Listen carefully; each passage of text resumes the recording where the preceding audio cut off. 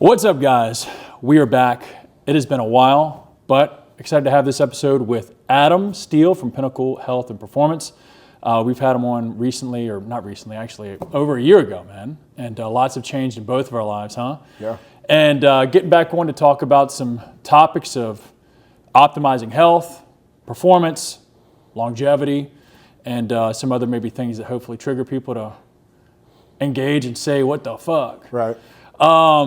Anyways, glad to have you back on, man. I appreciate you coming out. Appreciate you having me. Yeah, man. So cool thing is just recently, I've been obviously having a great relationship with Pinnacle, Adam and Adriana over there. I've been working with them for hormone optimization and just making sure everything's running like it should for the past, I don't know, what, 2-3 years? At least 2, if not 3. And overall, great experience. Obviously, anybody can check my Instagram out. I'm still holding it together for my age. But one thing I've actually been working on with Adam here recently, and we've been trying to work on some issues that I've had with fertility, and with anybody that knows anything about testosterone or having exogenous hormones into your body, sometimes your natural production gets shunted, or stunted. And over the years of me dabbling with things in the past and then getting on a TRT, testosterone replacement therapy prescription, my body has been not naturally producing anything in probably over a decade. And so it's been a journey, but things have been improving with things like HCG, some enclomiphene that I've been able to utilize from you guys. And so far, my blood work's been coming back. Blood work and plum work is coming back pretty strong right now. It's pretty crazy how that turned around as quickly as I thought it would. I thought it would have taken a lot more time. Yeah, and that's honestly, I think I went through the same thing because my initial study into fertility, male fertility, particularly in relation to TRT, was a more personally driven research fest. I was, my wife and I were wanting to have one of our own. I had been on TRT and other androgens for a long time, and obviously was concerned and like, hey, this is super, super important. Yeah. I want to give myself the best chance to get this done.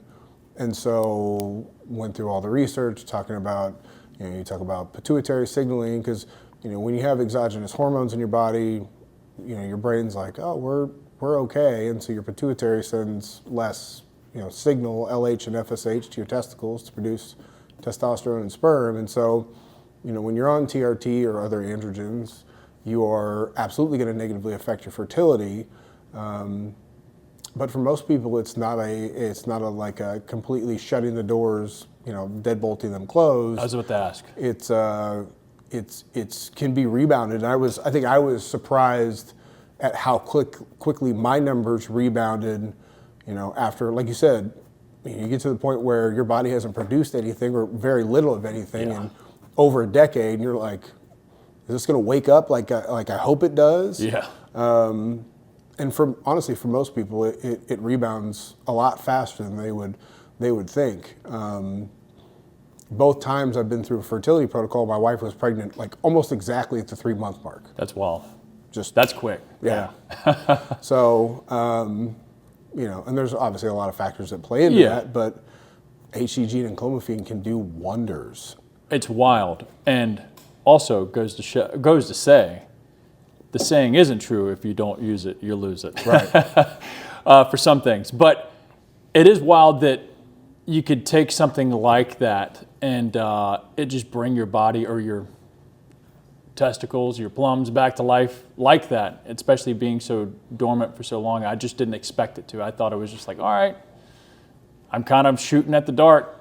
I hope it comes back, but damn if things are pretty much back to normal now, supposedly via all the tests that I've had done recently. So it was cool to see the process and also know that, like, if we did want future kids down the road after we conceive this kid, hopefully sooner rather than later, it can be done. It's proven. So I guess to answer the question, because I'm sure a lot of people out there maybe do wonder, like, not everybody's guaranteed to have their testosterone completely stunted or shut down, or their fertility completely wiped away just because they took some PEDs back in the day, or vice versa, just some TRT. Right. Yeah. Yeah. People, now, a lot of times there's obviously cases where we've seen people that have been on TRT for long periods of time, and it's less people that are on TRT, but more that people are taking like performance enhancing doses of different androgens. Occasionally you do get the case where people are completely shut down, but it's why it's something we try to address like from the get-go. Yeah. Initial consultation with myself and Dr. Branscombe, like we're looking at person's age, what their levels look like, whether fertility is a concern. Because, you get guys that are in there. I remember y'all asked me. Asked me, and I said no at that time. I don't think I'm pretty sure I said no at that time. Because if not, we would have said, hey, let's start this way back when. Right. And I think I said no. But it's crazy how things kind of change. Right. And it's cool that, hey, no problem, we can flip this thing. Yeah, and you're not shutting the door on that forever. And we tell people that. But obviously, you take it on a case-by-case basis. If I have a younger guy, in their 30s, and fertility is important, and you take into account where their like total testosterone sits when they come to you. Because if you've got a guy that's in the 200s, like you're in the toilet. Yeah. Generally, TRT is the way to go. But you get somebody that's at 500, especially if they're a younger person. Well, let's do enclomiphene. We've had guys go from starting in the 500s, end up at 1350, 1500, and it's their own natural production with enclomiphene. And so it's always nice when people ask you questions about that, like, hey, is this going to affect my fertility? I heard that TRT, and it's like, no, that's a beautiful thing. We're going to start you off on clomiphene, which is part of our, fertility protocol. Yeah. Like, it's actually going to boost your fertility. It's going to boost your testosterone. We're not shutting you down. If we can get you to above 1,000 nanograms per deciliter without shutting you down, that's absolutely the way to go. Yeah. I think I had gotten my testosterone checked after I'd come off testosterone and was on HCG and clomiphene at that time, and I think it was like right below 1,000, just on purely HCG and clomiphene, which was, I was sort of surprised by. I was like, man, there's no way. I mean, I felt pretty good, not great, but at the time I was like, man, that number is better than what I feel like for sure. But I was surprised to see that was my blood work that came back on that, just on those two things.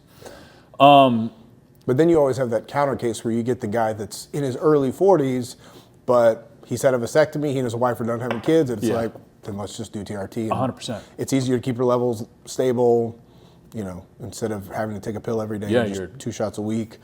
So you take it on a case-by-case basis. But I always tell people, like, hey, fertility may not be a concern right now. Yeah. That's okay. Especially, so let's say you have a guy in his 30s, has super low testosterone, like 200, 300 range.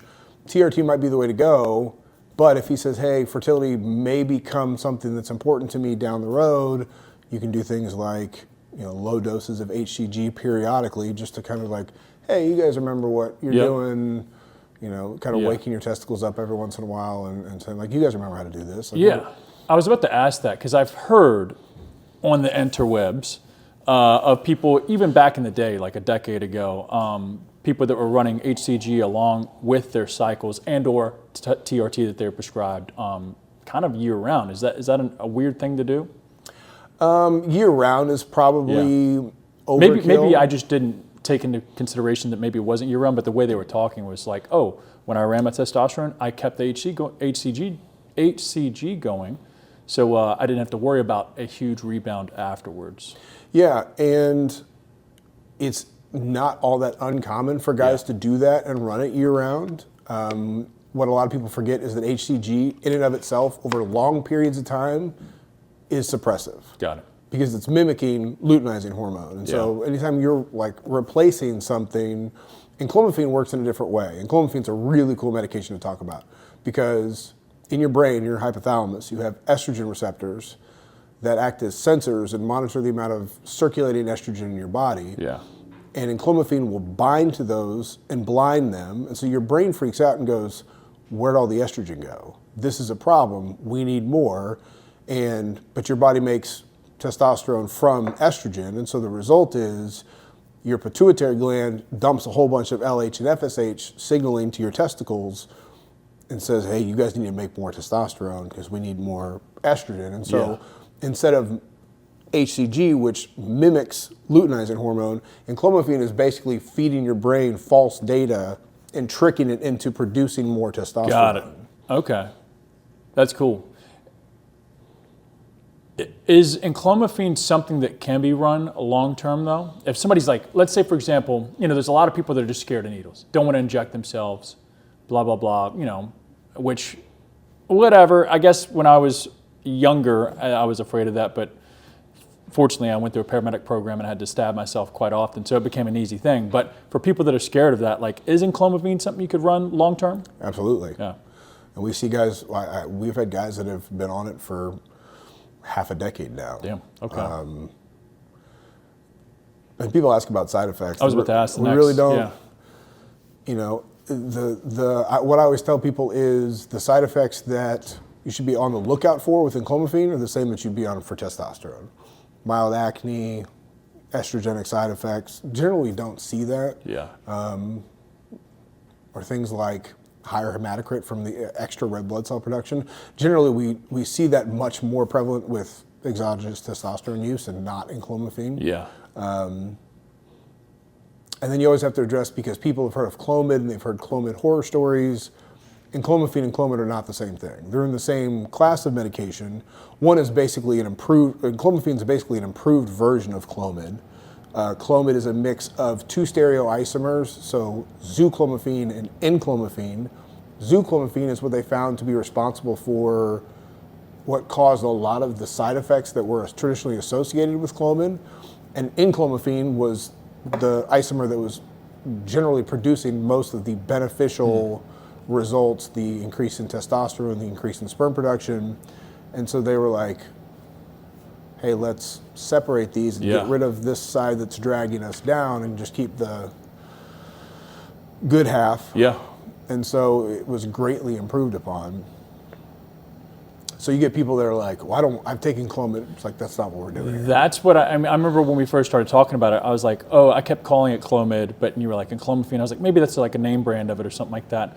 But enclomiphene isn't that much newer of a drug, right? Not really. Okay. I guess maybe slightly, but not. I don't know, for some reason, I guess coming from the bodybuilding background, I always heard Clomid, Nolvadex, stuff like that, anastrozole, which I don't think is any relation to Clomid. It's just a estrogen blocker, right? Yeah, that's an aromatase inhibitor. But those are some of the more main ones that I remember hearing a lot more. Never really used them, but yeah, and clomiphene it's certainly newer than Clomid. I don't know how recent. Yeah. But it is newer. I think Clomid was just more mass produced. Yeah. A lot of times in the bodybuilding fitness community, like, people get like, they're used to doing something and they're just going to keep doing it. This is the way we've always done it. Right. Old school. Yeah. Yeah. But no, I appreciate you helping me out and getting fertility back, man, for real. It's a big deal, man. Working on that. It's, and I have it's something I take an interest in because, especially lately, like, understanding, reflecting on how becoming a father has like changed and enhanced my life. Yeah. So like wanting to enable other guys to experience that joy and that feeling and that role and those responsibilities, like, it's a big deal, and it's something I take very, very seriously. I hear that, and I'm looking forward to feeling that feeling that everybody talks about of like being a parent, a father. It's hard for me to think like that, maybe because I've made it this far without having a kid. I'm 35, I'll be 36 in a few days, and it's hard for me maybe because I've been so selfish with my time over the past 30 plus years to where I'm like, I don't know where. I'm waiting for that feeling or that little whatever to come, and I'm sure it will when that day. My brother was probably worse. Jake was probably worse than me as far as, selfish with his time and whatnot, and I'm sure he could maybe agree. But it seems like having his baby girl has turned his life around in all the good ways. So, I'm sure it's a responsibility, and I'm sure life changes a lot, which I'm ready for. The only constant is change in life, right? But I'm still excited to see what those feelings and the level up that comes with that. Yeah. Yeah. It's a really cool thing. I remember, I think it was Ryan Reynolds that was talking about how much he loved his wife, and this is the most amazing creature on the planet, and I can't imagine loving anything more than I love her. And then he said, and then the day my daughter was born, I realized in that moment that I would use my wife as a human shield to protect that little girl. It's a feeling I don't think can be put into words, but it's I'm definitely excited for you when the day comes. Oh yeah, man. We'll see. I was joking with Adam before the show started, and I don't know, I think it was just funny. I like to think I'm funny, but we're still working on conceiving and whatnot. And it's weird, it's kind of wild. I don't want to get into it too much in the weeds with it, but now that we have been trying for some time, how crazy. On the outside looking in, I just thought back in the day in high school, if you got a little jizz on somebody's hand, they're going to get pregnant. And now we have to be methodical. Oh, we got this little 72-hour window right here. We got to make sure 2 days before this you aren't busting nuts. Sorry for the going into detail, but it's like there's like a mission each month, and it's like I felt like back in the day people were just dummies, and I remember in high school these chicks were just getting pregnant left and right. But I'm sure things are different and whatever. But plus we're a little bit older now, not too old, but. Still, I was like, man, what's the deal? And I'm sure it didn't help with the things that I've done to my body over the years too. Right. But nonetheless, it's funny to look back to be like, what? I felt like if it just landed close to them, they're getting pregnant. Right. Or the analogy of the DARE program. That you went through the DARE program in school, and you thought everybody was going to be offering you drugs. Yep. And you're like, this is not at all what I thought. Rarely ever saw it. But man, so I appreciate that. For sure. But of course, I wanted to dive into some more topics, man. I know we were talking about as we lifted this big old table over here that I was worried about you blowing out your back, man. You just got your spine fused, a little over a year ago, right? It would have been, we're a year and 3 days, something like that. Dude. Crazy. And you look like a hoss. I appreciate that. Yeah, so didn't lose it. Yeah, it was tough. It was... it was something I wrestled with for a long time. What initially did that to your back? You don't know? Wear and tear from football and powerlifting and all that stuff over the years. L4 and L5, L5 and S1 were there was no cushion left. They were bone on bone. Yeah. To the point where I couldn't get out of bed in the morning. I would have to roll off the bed and stretch out. And then I could maybe get up on my feet. But if I did anything if I mowed the yard, I was on the couch for days. Dude. And we tried physical therapy. We tried every medication under the sun. We tried epidural injections. We tried healing peptides. We did everything. I ended up talking to probably 5 or 6 different surgeons and specialists about the problem, and they all kind of gave me relatively the same answer, but I didn't feel confident about it until I talked to Dr. Reynolds at Ortho Virginia. Mm-hmm. I think the biggest thing is he kind of understood me and my lifestyle and hey, we can do this. Yeah. But the big, it's at least 6 months of not lifting anything heavier than 5 pounds, which for guys like you and me is torture. It's horrible. Yeah. It's a mental thing. And then the worst part about it is they have to approach the spine from the front. And so they, 8-inch incision through your abdominal wall, open you up, get the general surgeon to move all your organs to the side, approach the spine from so the spine part's not bad because it's a titanium spacer with bone graft material and a big plate and a bunch of screws and pins. Dr. Reynolds was I'm gonna cinch that fucker down. Yeah, and dude. It's not going anywhere. But the hardest thing is that letting that incision heal. You don't realize how much you use your core until you like all of a sudden you're afraid to cough or laugh or sneeze because it's just, dude. and I know you know what that feels like. Yeah, I do.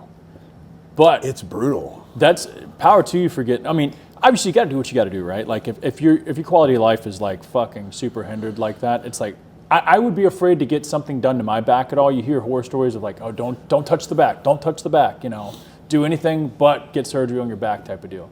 But if you got to, you got to, right? Like there's no ifs, ands, or buts. You got to, and plus you're young, man. Hopefully got a long life ahead of you. So there's no need to ride this out irritable and pissed off at the world. And Ryder had just been born, so he Yeah. was like 3 months old when I had the surgery done. Dude, so I was both like, y'all were down. I was Well, like, obviously. I want to be able to run around with him and do all those things. And I'm gonna do it now while he's little and in a car seat and can't walk and all that kind of stuff. Yeah. But like I said, Dr. Reynolds and the general surgeon that did the operation took into account my lifestyle.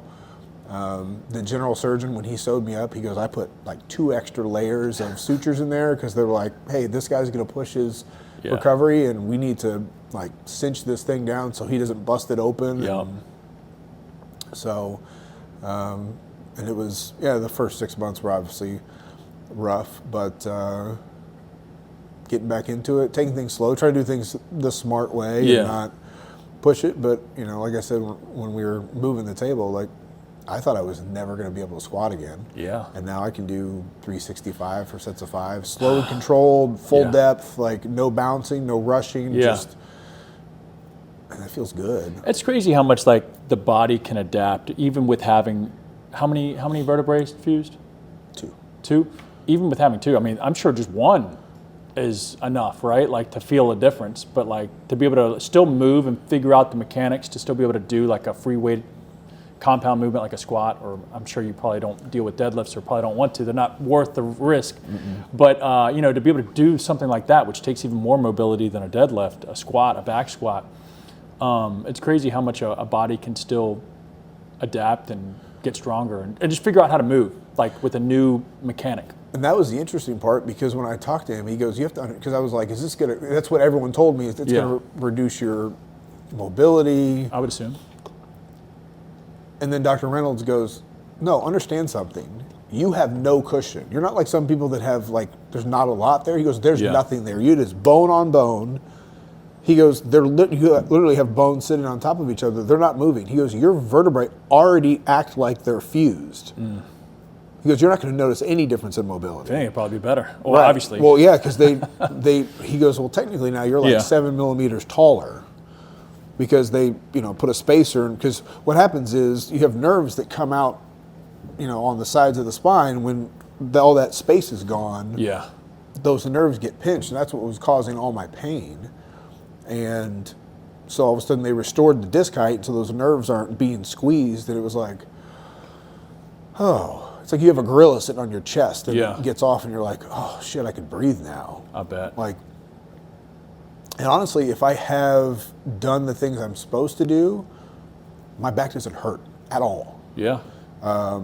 Couple months back into the gym, I had 225, 275, something like that on the bar. Got a little overzealous with it, like went squat ass to grass and bounced at the bottom. And I think it probably compressed those nerves. And immediately I was like, oh shit, that's not good. That hurts. I don't like that. And I immediately stopped. Yeah.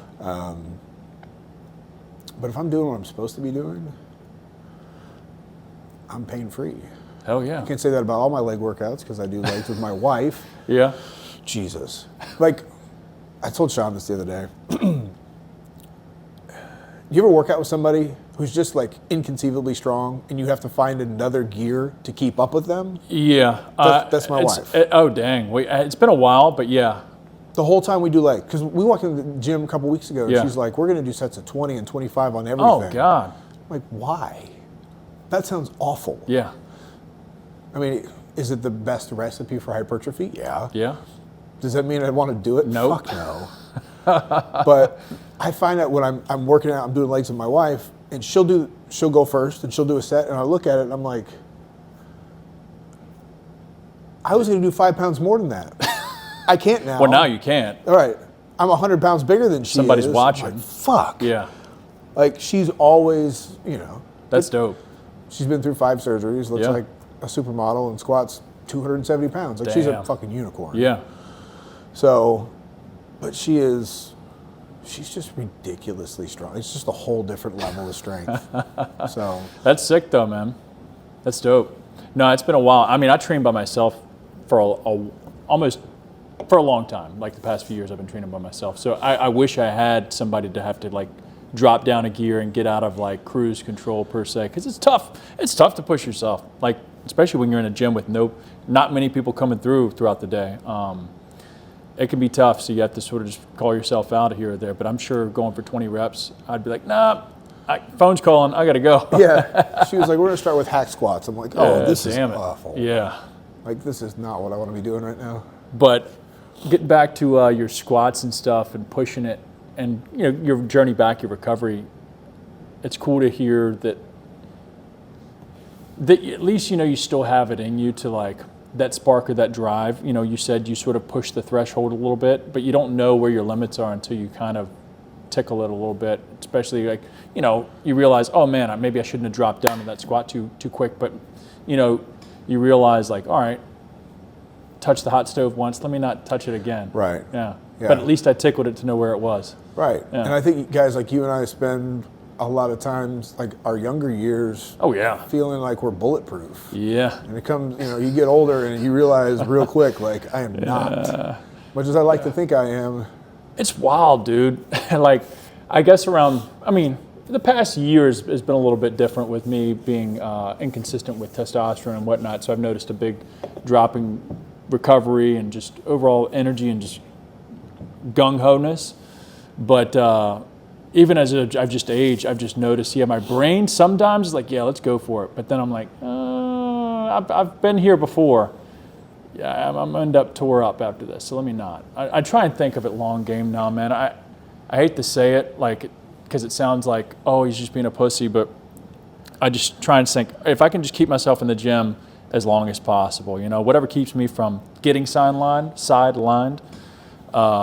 the better. And if that means not trying to blow the meat off the bone on this next set, I'll live to fight another day. Yeah. And you learn to, you know, Yeah. rest appropriately. For sure. You know, my whole thing is like, I always tell people, don't plan your rest days. Like, listen to your body. Yeah. I agree. There are times that my wife will look at me or I'll look at her in the morning, like, you know, take a day off from the gym. She's like, yes, please. Like, that would be wonderful. Yeah. Don't plan it, but, you know, you should. I still find myself like just ready and amped to go to the gym. Yeah. I know that once I get to the point where I'm like, I don't want to fucking be here. Like, I need to take a break. Yeah. And honestly, between having 4 kids at home, including a 1-year-old, and running a business, trying to launch another business, like, you end up being forced into rest more often than before. Yeah. It's not the end of the world. No. There are times that I'll have to take 2 or 3 days in a row off, but then I go back and I'm like, I feel super fucking strong today. I like dude. this. Yeah. Because I spend so much time nowadays just focused on hypertrophy. I'm not trying to push a bunch of weight. I'm not trying to impress anybody. I'm not trying to brag about some number. You know, I don't care. Yeah. Like, I want to look good. It's largely cosmetic these days. Ain't nothing wrong with that. And so you get focused on hypertrophy, high rep stuff, which saves your joints, you know, allows you to be in the gym longer, Yep. you know, long-term wise. But hypertrophy is one of those things where you're just kind of like, you're fucking blasted all the time. Yeah, dude. Hypertrophy is, you know, you want completely exhausted muscles that just barely recover before you hit them again. Yeah. And so, you know, you're constantly in that state of just like, Yeah, you're on that fine line for sure. you're like, oh, Or you this, should be. this hurts. Like, Yeah. What isn't? And maybe go touch that or train it, you know? Right.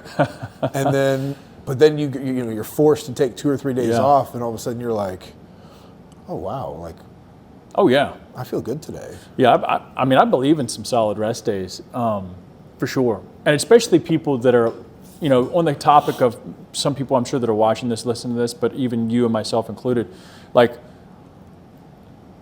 rest days are something actually we have to, not force like you were saying, but like you listen to your body and say, oh, I kind of need to not go to the gym today. Even though like I want to go, I want to get a pump, like I'm just not feeling it, whatever. I just know it's going to be a shit workout, or I'm just going to sort of white knuckle it through it. And for a lot of people, I think sometimes rest days or whatever can, when they, getting back to you saying like planning them out and stuff like that, they can almost be excuses to just fall out of a rhythm. 100%. Yeah. 100%. Yeah, it is. That's a very common. That's why I tell people don't do that. Like listen to your body, but you have to rest. You have to recover. Whether it's because you talk about hypertrophy and it's like that muscle has to recover, but you have central nervous system fatigue, systemic fatigue, or just from a mental standpoint, like.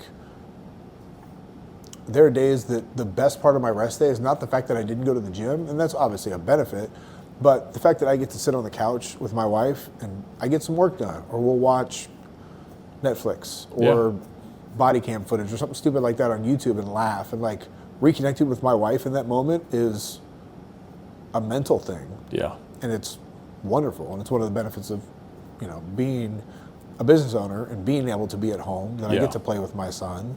I get to be around with my wife. Like I get to be present for all those things, but that other side of it is, to me, is just as important as not going to the gym. For sure. And I was guilty of that. I think everyone is at a certain point, but like even in college, Friday nights after meetings, like I'd be in the weight room lifting heavy, and looking back, I'm like, what the fuck were you doing? Like you have a game in the morning. Yeah. Like go home, put your feet up, relax, hydrate yourself. I was so regimented, I could not take a day off. Yeah. And my performance was arguably probably worse than what it could have been if I had just taken a break. Yep. But you get so stuck in this, at least in my case, I think it happens to a lot of people, but like it's almost like their self-worth gets attached to looking a certain way or being that dude in the gym. Yeah. Not realizing, like, take a fucking break. You're still going to be that dude in the gym tomorrow. Yeah. It's not like that's going to go away.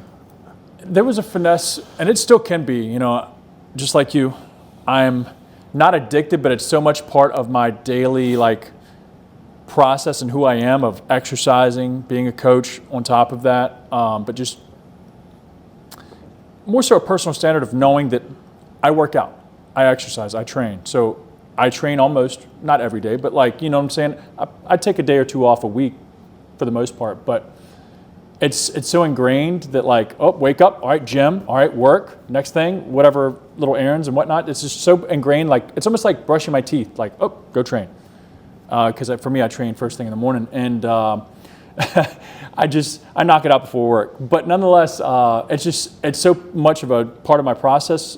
At first it took a long time for me to sort of be okay with just saying, hey, this gives me an opportunity to level up in other areas. Obviously, outside of the gym. The gym isn't my life. It's just a pillar of my life, right? One of the many pillars in my life. And without it, I wouldn't be who I am and have some of the things I have without it, because it has built discipline, grit, fortitude, or mental toughness, things of that such that I still need to keep that sharp, but it isn't everything. It isn't the universe, and you can take time off and put that into attention with the family or attention with other businesses or projects you have going on. Right. Trying to still stay productive, but put that energy or that thought process into like a productive pivot into something else. Right. Being intentful. Yeah. You just got to be flexible. Yeah, for sure. But as you said, people use scheduled rest days as an excuse. Oh, yeah. And we see the same thing with training, nutrition. Like nutrition is a big one for me. Yeah. People that have Like, you can be flexible within reason, be smart about it. One of the most consumed things in our household are s'mores Pop-Tarts. I fucking love They s'mores sound great. Pop-Tarts. I haven't had Pop-Tarts in a while, though. Oh my I'm not a God. big Pop-Tart guy, but it sound great. I have like one a day. Yeah. And usually it's like 3 a.m. I get up because Ryder's hungry. Yeah. I go make him a bottle. I grab a Pop-Tart. Like, just my routine. Two bros just chilling. And so, but people ask me because, you know, I'm 245 pounds on a good day, like 6-ish% body fat year round, somewhere in that range. People are like, are you like super strict with your diet? Like, no. I love Pop-Tarts. Like, Yeah. my wife and I will go to dinner and we'll split a dessert, but be reasonable. I agree. Don't have cheat days. Yeah. If you have cheat days, a lot of times, because again, people are looking for an excuse, I think it becomes counterproductive. Like, I was talking to Sean the other day. Take this hypothetical scenario that you're going to hit your diet real hard for 6 days. You're doing really well. You're in a 1,000 calorie deficit per day. That's a killer. For 6 days. Yeah. So you're at a 6,000 calorie deficit for the week. You give me a cheat day, Oh, you're hitting I will that. fuck that up Crushing so it. fast. Backstepped all the way. I mean, you're talking to somebody who's gone to First Watch and spent over $100 by himself. Yeah. Traditional breakfast, Yeah. 10 extra eggs, make it a dozen, sunny side up, chicken sausage and turkey bacon, potatoes and bread. If they have cinnamon chip pancakes, I need a double order of that, or otherwise lemon ricotta pancakes, Floridian French toast, give me a glass of orange juice, a glass of Dang, creamery. he knows the order. I will Yeah. fuck that up in a hurry, and I'll turn a 6,000 calorie deficit into a 6 to 10,000 calorie surplus for the week. Like, I will not just ruin my week, I will ruin the whole fucking month if you give me a cheat day. You know what I mean? Like, Yeah, and people can. it's not that hard. With the abundance of tasty, calorically Yeah. dense food that people are craving, especially like, I could eat that by myself on a normal day, but you put me at a 6,000 calorie deficit for the week and I am ready to Ravenous. devour something. Yeah. Like, don't hand me a menu. Here's my order. I'll be over there in the corner. Like, Yep. where's Yeah. my food? Yeah. You know what I mean? Like, you I agree. You see a lot of people like, oh, I just need to get to my cheat day. And it's like, you're going to undo everything, all the work you just spent, how miserable you were for 6 Yeah. days being in that big of a deficit. You're about to undo all of that and then some. For sure. Be reasonable about it. Split a dessert with your significant Yeah. other. You know, have a drink. Yeah. Like a slice of, you know what I mean? You I don't have agree. to go insane with You don't it. have to eat every fucking thing on the table or everything that's put in front of you or you pass by. I agree, man. Working with a lot of people myself, the thing I try and implement, and I preach it or live it myself, is almost acting like your diet or your nutrition per se is like a savings account. And are you consistently putting in deposits? And what I mean by deposits is not just workouts in the gym consistently throughout the week, but are you putting in deposits of hitting foods that are probably going to be serving you? Not to say it has to be chicken and rice everything or all the time or every single meal, but are you eating in a calorie budget that is making a deposit towards whatever said goal you have, whether it be put on weight, lose weight, body fat, whatever. And if you've been consistent putting in deposits in that, you can pull a withdrawal. And just like you're saying, it's not a withdrawal day, it is a withdrawal. You're going out for a meal. Hey, we're going to have a meal. I'm not going to sweat the calories or what I'm choosing to eat. If I want some pizza, I get some pizza. If I want the burger, whatever. Want to have a drink? Yes. But once that's done, you got to close the door. You don't leave it cracked. Close the door. Move back on normal scheduled routine. And it's almost, for me, it's like 85-15, 85% of the time, it's me kind of having a caloric budget, and then 15% of the time, a little case of the fuck it's come in. Yeah. Oh, fuck it, I'm gonna get a little bit of that. It's a great analogy. Yeah. Like, you can go splurge and buy yourself a pair of shoes, Yeah, then get back to saving. For sure. But you don't have to go, empty your bank account and walk to the store and buy a whole new, you know what I mean? and now you're in debt, technically. And I think that's where it comes into deposits versus withdrawals is a lot of people, not everybody, but a lot of people aren't putting in as many deposits as they think, but are pulling a lot more withdrawals. And when you go to check the bank statement, you're actually rolling on debt, borrowed money, borrowed time, and you haven't been making deposits. So until you make some consistent deposit, have a little nest egg in your little savings account per se, you can pull a little withdrawal. But that takes a lot of awareness with themselves, honesty with yourself when how tight you've been, and do you need it? Like you were saying, sometimes you can eat all that shit, which I'm sure for you and for me, like we work out all the time, we're consistent, decades worth of reps, deposits made. We have enough muscle in our body to where we could probably burn that. Your body soaks up and burns it off in the next day or so, probably the day. And probably just fills it back out nice, straight up. It makes it actually look a little bit better. But for most people, after you have that big splurge, think back on it. You probably didn't feel that great after it. You probably didn't even think it was that worth it. Some people probably think otherwise, but you probably didn't even think, oh, that wasn't even that worth it. Like, thinking about how much that costed you calorie budget wise. Man, that was 5 seconds of pleasure, and now I'm like, fuck, dude. It's when you always look back, it's never truly worth it. Maybe you can have a bite or two. Like I'd start there, like you're saying, split it, half and half, or have a little bit, or whatever, and then give it some time, let it set, let it marinate, and say, all right, do I need more? Do I want more? Probably not. Those couple bites or that half was good enough. Yeah. Once you let it just like sit, I think a lot of people are looking for that instant just cigarette hit dopamine because they have been in such either a deficit or they just haven't built up enough discipline or skill of grit over time of just being aware with how much they're eating and just blindly eating stuff that when it comes time, when something's put in front of them, they're like, hell yeah, it's a nice fat cigarette or, some quick dopamine hit that they're going to hit. And usually the rush goes back down and you're like, oh, fuck, that wasn't worth I don't it. feel that good now. Right. Yeah. And I think it's funny, like breakfast food's kind of the exception to the rule for me. Yeah. Because when guys like you and I have been doing this for so long, I don't crave a lot of things because I know that if I eat it, I'm going to feel like shit immediately. For sure. Stuff that's too greasy, like I'll splurge, like maybe there's a few extra calories in it, some extra sugar, whatever. Yeah. But if I eat something that's got 100 grams of fat in it, like dude, I'm going to feel fucking miserable. It's not That's a real thing, man. Fat, I mean, my guts just can't handle it either. Usually I'll have like a blowout gut-wise, TMI, but I know like fat, man, it just slugs you down. Yeah. High fat. Guys like us, like you give me a couple stacks of pancakes. Oh, dude, soak it right up. My body's gonna just glycogen. Let's go. We have the best fucking workout the next day. The fat, man, it turns you into a slug quick, dude. Yeah. So it's hard because guys like us, we don't crave some of that stuff, and it's to the point where our body's like, I don't want that. Yeah. Like, give me something that you can give me some extra carbs. I'll take a couple 100%. pancakes and I'll glycogen. Like, let's go. Oh yeah.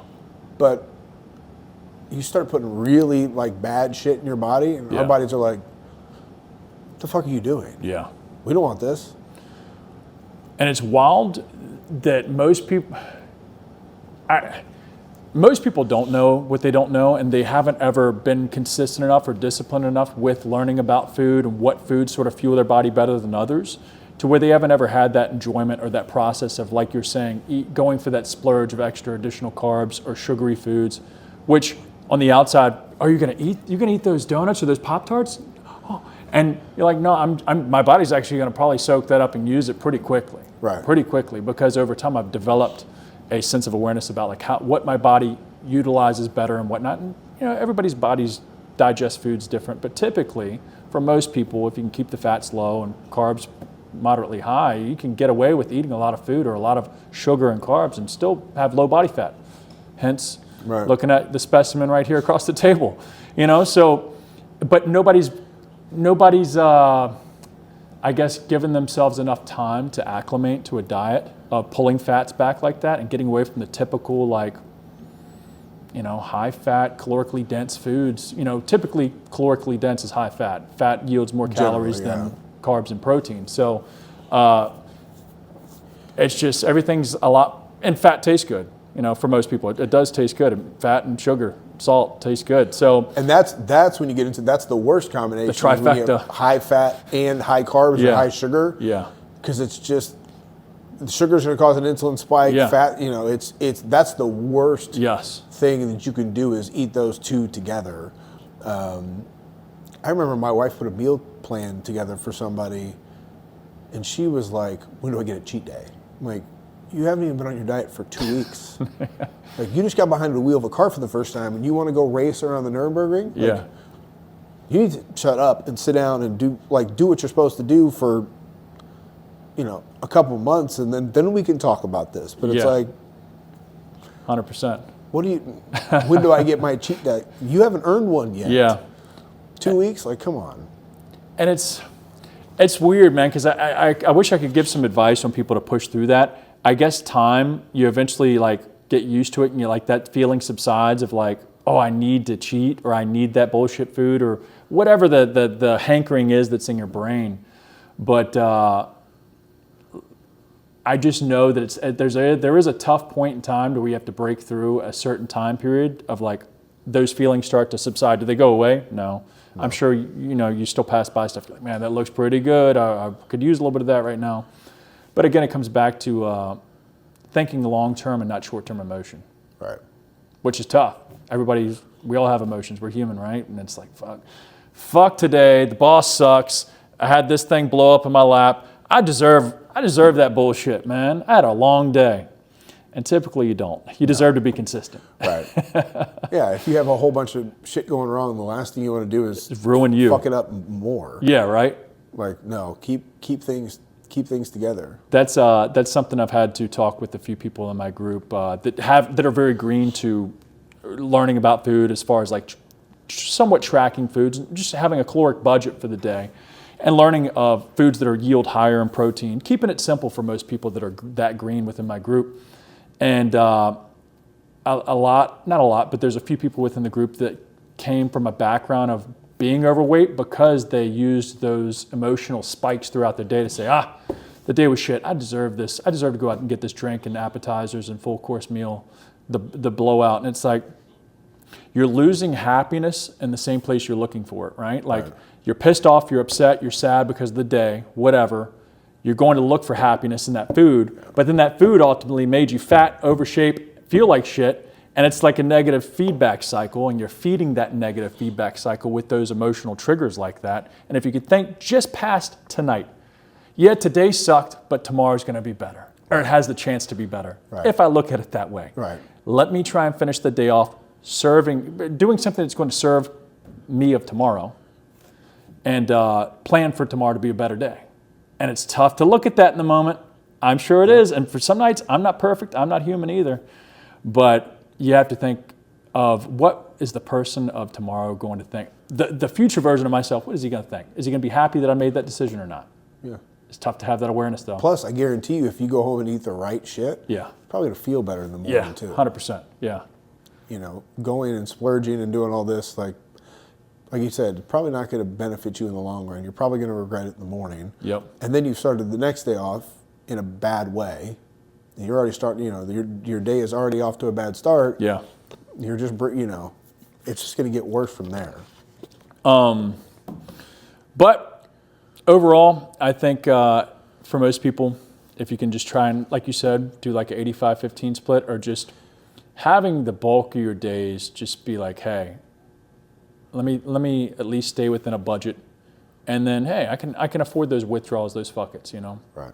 It's I hate the phrase C's get degrees. Yeah. But in a way, it's like, hey, get some good protein, get enough carbs, healthy fats. Yep. Don't overdo it. Yep.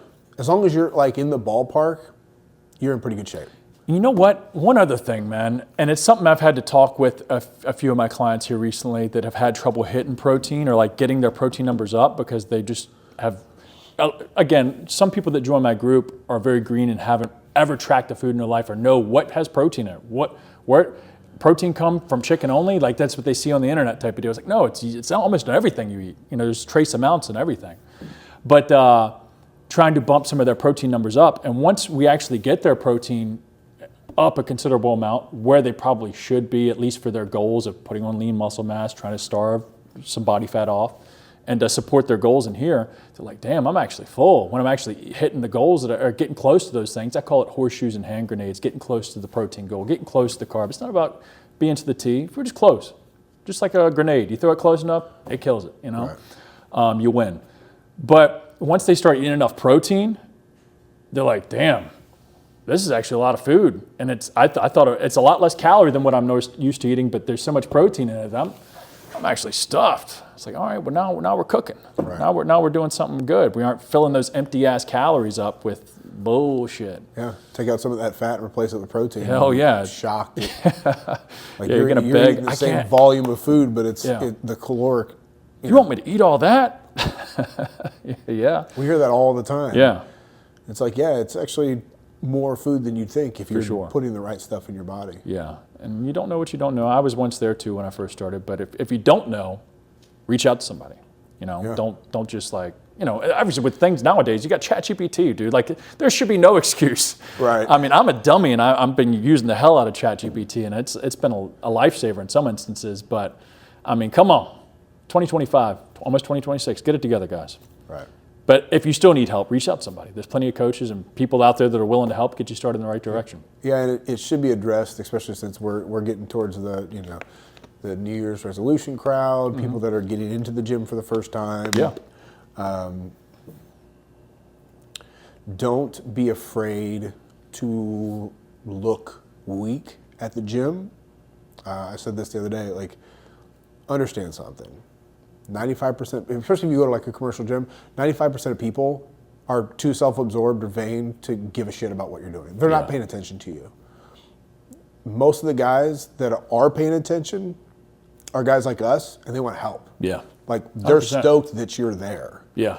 Legit, like, genuinely happy and like, cool, somebody's getting 100%. after it. And if there's that one guy that gives you the dirty look as he walks by, understand, that guy's a douchebag, and nobody in the gym likes him. No. Don't worry about him. 100%.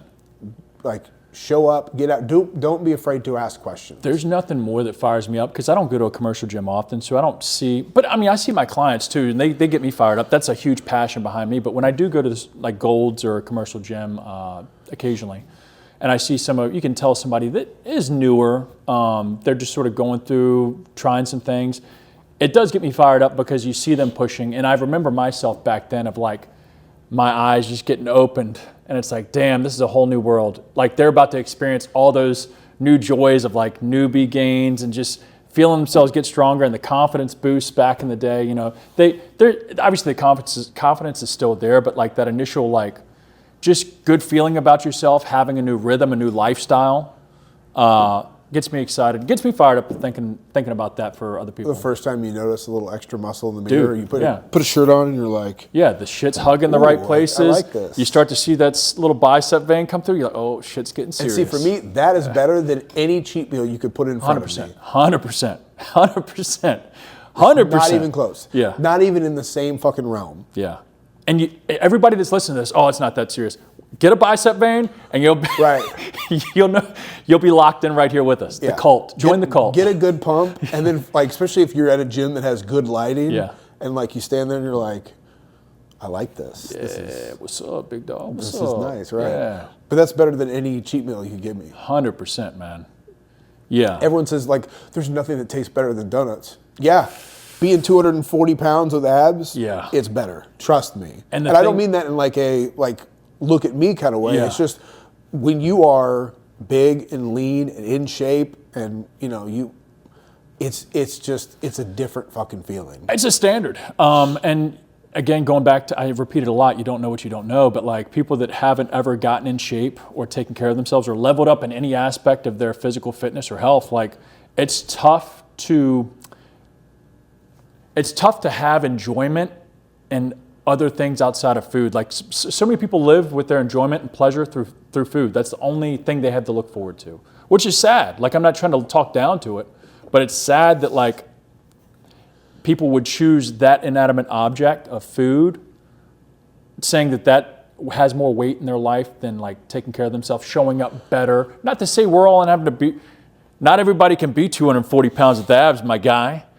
I'm just kidding. But you've worked your balls off for it, decades. But nonetheless, not everybody has to be, 240 with abs. But what I'm saying is that higher version of themselves, they don't know because they've never tried or gotten on that path to do it, that the feeling and self-respect and that contentness that you have with yourself, it trumps almost many things out there in life. Yeah. And all those little false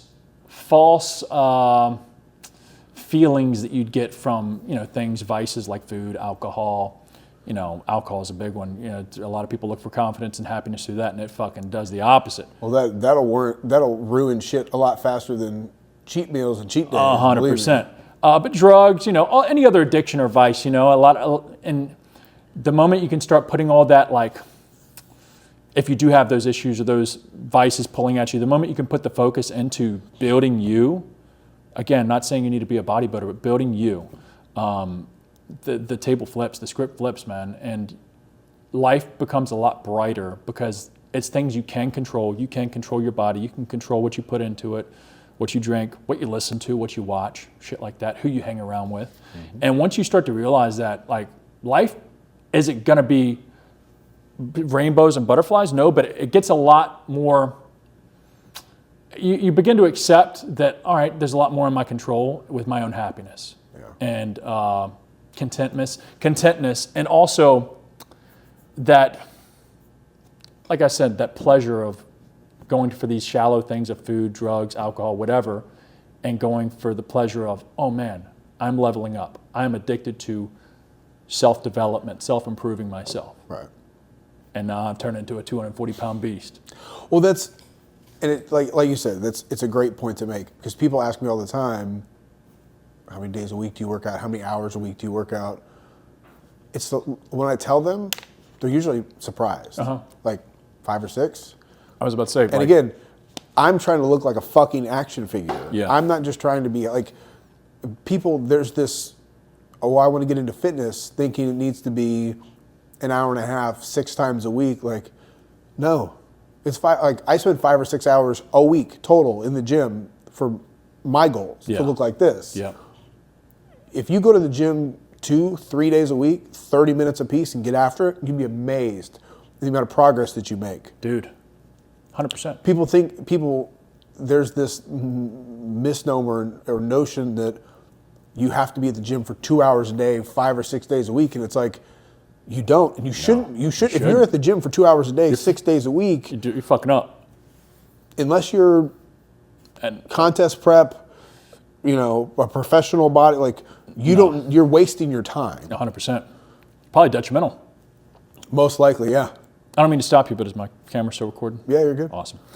I just wonder. Sometimes it's a fluke, but yeah, I agree, man. And a lot of times, if you can think about it, going back to the talk of nutrition and just daily deposits and having that consistent deposit in your bank account, thinking about just, even if you went for an hour a week, you did 15 minutes of push-ups, squats, whatever. If you started off at home, you couldn't afford a gym membership, whatever, whatever excuse you throw out there. Even if you just did 15 minutes every day of walking, we're talking about the bare bones minimum nitty-gritty. Oh, yeah. That compounds over a month's time. Holy shit. Next thing you know, like, you're light years, even just doing that, light years probably ahead of the person you were 30 days ago, or even 2 weeks ago, 14 days ago, if you were to do it every single day. But, an hour, 3 hours, now we're talking. Right. Now 5 to 6, dude, you see what it is obviously built over time, and it's just compounding interest per se. It compounds over time. So even if you're putting an hour, 2 hours, 3 hours in a week at the gym, that compounds over 30, 60 days. That's a shit ton of hours. Oh, yeah. And a lot of movement. Yeah, and you get people that are like, I don't have time to go to the gym. Oh, bullshit. Shit. Pull out your phone. Show me how much time you spend on social media Fuck, today. I'd be embarrassed to show mine right now. Even with me hitting the gym and doing all the shit that I do, I'm embarrassed with probably how much time I spend on it. Right. It's like, don't tell me you don't have time. You don't hear me saying I don't have time, though. Right. And a lot of times, but you know what I mean? Like, you've learned to budget your time. Yeah. And don't get me wrong, my wife and I, at the end of the night, when all the kids are asleep and we hop in bed, like, there are times that we'll spend 20 or 30 minutes watching funny reels on Instagram. Like, that's time I choose to spend with my wife. 100%. But Yeah, you'll never hear me say, "Oh, I don't have time to go to the gym." It's like, how many hours did you spend scrolling Instagram and TikTok and whatever? Yeah, or just doing shit that isn't serving you. I mean, it's so nasty how you feel. I mean, talking back like about these vices, eating shit food, drinking, doing drugs or whatever, how nasty you feel. I felt it the other day. I got myself into a wormhole of like fucking reel after reel. And it was like 30 minutes had gone by and I was still sitting there on the couch. I was like, oh my God, I feel gross that I'm not getting that 30 minutes back of my life. I could have been petting my cat or some shit. I mean, anything better. I don't know, like thinking about things, actually using my brain, thinking about plans for the future or whatever. I felt like disgusted. I was like, man, I don't want to feel like that. And, you know, I guess these things are designed to definitely pull your attention away. But if you think about it, next time when you're like fucking around or scrolling, when you know you shouldn't be, like you should be being proactive, productive, getting shit done or making the time to work out, prep that food, get whatever you need to get together to move your life forward. You're like, damn, man, I feel like shit after that. Right. I wasted that much time on my day. I have no excuse to say I don't have time for dick out of the amount of time that I get lost in that sometimes, which is, you know, I'm red-blooded.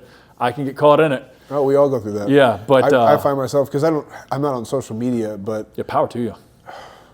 It's just there's 1,000 reasons why I don't want to do any purpose that I would have to be on social media is achieved through like my wife. For sure. Like my family follows her. They see pictures of the kids and all that kind of stuff and updates on her life, and like that's all I really need. Can you take a picture of Adam so we know he's alive, though? Right. But I'll find myself even sitting working. I'll put YouTube on the TV. Yeah. Or putting YouTube on while I'm cooking or meal or whatever. Yeah. And I found myself the other day, like, I'm watching a whole bunch of just like gun tubers and you know, shooting videos and stuff like that. It's like, hey, maybe this time would be better spent looking at videos on scaling my business and reaching more people and marketing and those things that I'm admittedly not the best at. Yeah. Like the medical side of things, health, fitness, performance, optimizing all that. Yeah, I can do that shit all day long, but it's the other stuff that I'm still learning. And it's like, maybe if I spent some time watching a video about scaling your business, automating things, you know, leveraging AI to make better use of your time or make your work easier, like I should probably be doing that. Dude, I'm glad you kind of said that because I was thinking about this the other day. I heard somebody else say it, whether it was on a podcast or whatnot, but almost reframing your algorithm. You know, once you're able to make that conscious awareness flip of like, hey, maybe I should, instead of looking at just dick around videos or funny or, you know, entertaining videos, whatever, to more so educational of like, hey, who's doing this mastermind or this podcast or whatever YouTube video on how to scale my business or marketing, whatever. I look into some of those things too now. The more you can start to take the time, it's weird to say this, but like if you feed the beast some of those things, it'll start to show you more of that. But if you continue to watch some of the mindless entertainment, not saying yours was or anybody's is, but like whatever you consider mindless, it's going to feed you more of that. So I've noticed as I've started to unfollow and or not view or search some of those older things that were just dumb, just sort of wasting time type of deal, just to take my mind off shit, to like more educational purpose stuff, it's began to show me more. Of course, other stuff still slips in and you're like, oh fuck, that's crazy. Right. But at least keeps you somewhat in check a little bit if you have a hard time putting the phone down. At least for me, I'll stumble across something and be like, damn, okay, I did get a nugget from seeing that reel or that video on YouTube. Okay, let me watch the other one that's related to that video. You know, I don't know, it seems like you can sort of help. If you're going to stay on it, at least start a rhythm and the algorithm will help start feeding you stuff down that same path. But again, it wants you on there regardless. Right. It wants you and then on you look there. at my YouTube, which is like gun tuber, sports highlights, and then Yeah. it's like Paw Patrol, Bubble Guppies, Elmo. Like, You get the weirdest algorithm right now, yeah. Dang. That would be wild to see. Just kid videos. it's an interesting mix. It's kind of weird. It's like you go from a Second Amendment video Yeah. to Bubble Guppies to Charlie Brown Christmas, and you're just like, this is the most. Yeah, YouTube's random. like, yo, this guy's You're weird. all over the place. Yeah.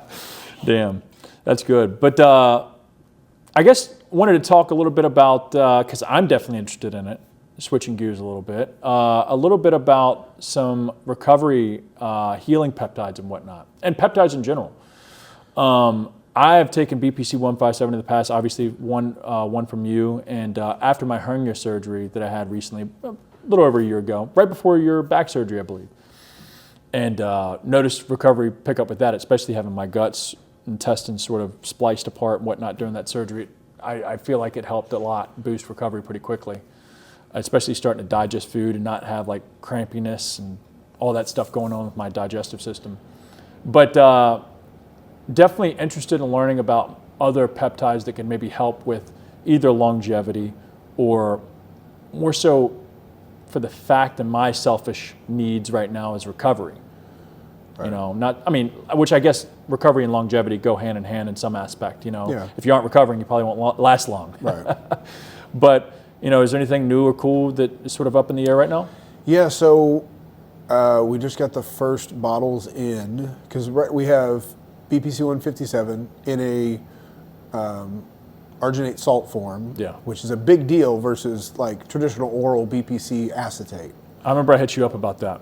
So think of BPC 157 acetate as like a soldier running into battle in a tank top, flip-flops, board shorts, versus BPC 157 in an arginate salt form. It's like that guy running in juggernaut armor. Yeah. Like same soldier, completely different outcome.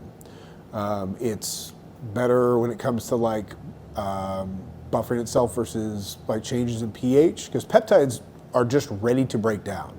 Heat, liquid, like any kind of change, they want to fall apart. And if they fall apart before they get to where they're supposed to be going, you don't get the intended effects. Yeah. Another analogy I've heard is like the acetate form is like transporting an important message in a paper envelope in a rainstorm versus having it in like a sealed container with an umbrella, and you know. So the arginate salt form, the difference in bioavailability and absorbability is like 5% versus 95%. It's wild. To the point where I've used injectable BPC 157 for a long time. After my spine surgery, I just used the oral arginate salt form. I honestly couldn't tell the difference. Yeah. So we have that. We have TB4 fragment. So thymus and beta 4. It's a fragment. What's that all of that. about? The other major healing peptide. You'll sometimes is that see TB500? TB500, yeah. Okay. So generally TB500 and TB4 kind of interchangeable. And then we have our platinum healing peptides, which is by far the most popular thing that we have. And it's a combination of both. It's a double dose of TB4 fragment, BPC 157 in an arginate salt form, 2 capsules a day. Got it. But the new one... Same dose? With it? Same dose of BPC, twice as much TB4 as you Got want. it. Okay. So it's 500 micrograms of BPC twice a day, 1,000 micrograms of TB4 twice a day. Yeah. But the new one that we're just about to release is a like platinum GI focused healing peptide blend. So it's BPC 157 in an arginate salt form, plus KPV and lorotazide, which are the 3 of those together just go to fuel gut healing, gut health, gut permeability, repairing ulcers, you know, things like ulcerative colitis, Crohn's, like all the GI benefits of BPC that we've already seen are amplified by the addition of those 2 other compounds. Yeah. So anybody with gut issues, it should be a big deal.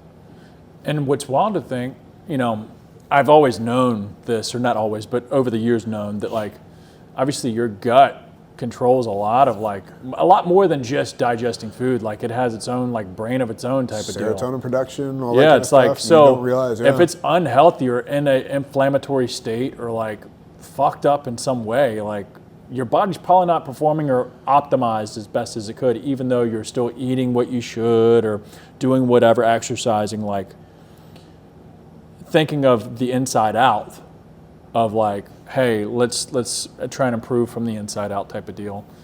The gut's a big deal. Yeah. And as far as whether you're just getting into probiotics, prebiotics, whatever, but also making sure that like if you do have some distress going on, that if that isn't handled, you can't imagine that your recovery, your performance, just your quality of life is probably matching much better. Yeah, I've been sending BPC to my grandmother who's 91. Damn. And she had like C. diff and a whole bunch of other issues and couldn't eat without feeling deathly sick. She started losing weight to the point where she was like 80 pounds. Jeez. Some incredible, you know. Yeah. And I'm like, hey, I'm going to send you a bottle of this. Take 2 of them a day. If it helps, just let me know. Yeah. And she called me 2 weeks later, like, I'm up 9 pounds. I'm eating again. Damn, I have energy. dude. And I'm like, yeah. She's like, can I keep? I'm like, I'll just tell me when you're There low you and go. I'll send you another Hell bottle. yeah, I'm like, dude. Yeah. Don't even worry about it. I'm a big believer in BPC. You know, I separated my shoulder a few years back, tried it with that, and back then I took the injectable form. But and I was able to. I don't know much about the science or like, but I was just told try and get it as close to the injury site as possible. And back then, you know, it worked for me then. But again, taking the oral form of it this time, even for knowing that like my intestines and guts had been worked on too, I almost wanted the oral form because I knew that that would probably be going straight to the site there. Nonetheless, being, what do you call that? What's the word called where it goes? Like another word for dispersed. Like Systemic. Systemic. There you go. It being systemic still, if it gets into your bloodstream, it becomes systemic, right? So like when you digest it and whatnot. But I noticed both worked very well, you know, as far as recovery and feeling better a lot quicker. Yeah. You know, overall improvement. But what about, I know you, before we turn on the cameras, you were talking about, I don't think it's a peptide, maybe it's some other antioxidant maybe, but glutathione. Mm-hmm. Is that something y'all have a lot of rage behind, or a lot of people enjoying that? I've heard much about it as far as like longevity and like, it's a very strong antioxidant. Yeah. It works very, very well. The biggest complaint we get with injectable glutathione is generally it's not a pleasant injection. Hurts. There's some injection site pain. Yeah. But even I tell people, hey, if it's not something you're going to take year round, like if somebody has bad liver markers, Yeah. the beginning of fatty liver and, you know, elevated ALT, AST, doing a round of that can be very, very, very helpful. Yeah. But if I tell people, even if you don't do it year round, keep some in your fridge. Keep Yeah. a vial in your fridge. And the minute you start to feel sick, do a shot of that. Like it's like emergency on steroids. I've heard, you know, because you hear of, and obviously on social media you see people taking it, like people that have access to some of those like drip bars, they'll go get like a multivitamin drip, but also like a glutathione typically is like the main thing that they get pumped into them when they're feeling sick. And I haven't ever thought about it for that, which now that you say that, I think that's a great idea to add in or to have around, like in case shit happens, break glass type of thing and take it. But more so for the fact that I heard that it's such a powerful antioxidant that like, would it be something that could be proactive or productive to take like quarterly or something to like get like some type of just refresh per se? In some circumstances, scientists use glutathione concentrations to predict how long like smaller organisms are going to live. Yeah. There was a paper put out or 2021, something like that, about how glutathione concentration directly affected how severely some people, like how severe the effects of COVID were on people. So if you had a decent amount of glutathione in your system, you're one of those people that got COVID, but it really wasn't all that bad. Yeah. And if you had if you were super depleted, those were the people that ended up on a ventilator in the hospital and having all these like severe respiratory issues. Yeah. So yeah, it is definitely something that, like I said, a lot of people don't want to do it. I do have clients that do it year round because it's, as far as longevity, like super strong antioxidant helps make sure everything's, you know, functioning how it should be. Yeah, and you know, when I was younger, I wouldn't give a shit about an antioxidant. But now that I'm getting older, it's like, man, you see people that either get cancer or all these other ailments, health issues, and it's like, I wonder if, again, not everybody needs something like this, I'm sure. Nobody needs anything unless, things are lining up to show that way. But to be proactive, maybe to take some of these things every so often to keep whatever free radicals might be out there, or just constant inflammation of people like us, or people that are beating their bodies into the ground, whether it's long work days, years on end type of shit. I'm sure just overall stress, environment, shit food, lifestyle, that things like this could help not completely reverse or fix, but help get some type of balance back into the equation, I guess, for lack of better terms, as far as the insides. Maybe cleaning things out or just buffing the system per se, resetting type of deal. Again, I don't know too much about glutathione, but I've just heard a lot about it as far as the antioxidants and recovery, longevity side of it. And I was like, man, that could be something cool and a lot of people could use, especially if you're immune compromised, I would assume, already have some health issues going on, or just want to just knock some dust off inflammation and just try and feel better.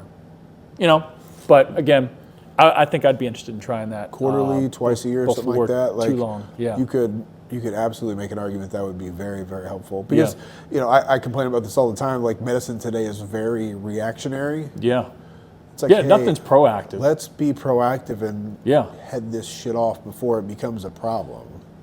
Well, I'm sure people already have their thoughts about it, but it's just that shit. We need you to get sick so we can get you to be a subscription monthly for your heart pills, your blood pressure pills, your whatever, we need a lifelong subscription. So need you to get fucked up. Yeah, and you'd be surprised the number of people I talk to that their doctors are like, I talked to somebody yesterday whose levels were atrocious. Their testosterone was like less than 300, 200s, or in the 100s even. Oh God. And then his primary care put him on TRT, but only gave him 300 milligrams a month or something, like some crazy shit like that. So I want to make you feel even worse, actually. Right. Let's shut you down, but not give you anything to replace it. Yeah. But his levels jumped to like 295, and the doctor's like, "You're in the normal range. We're good." It's like, no.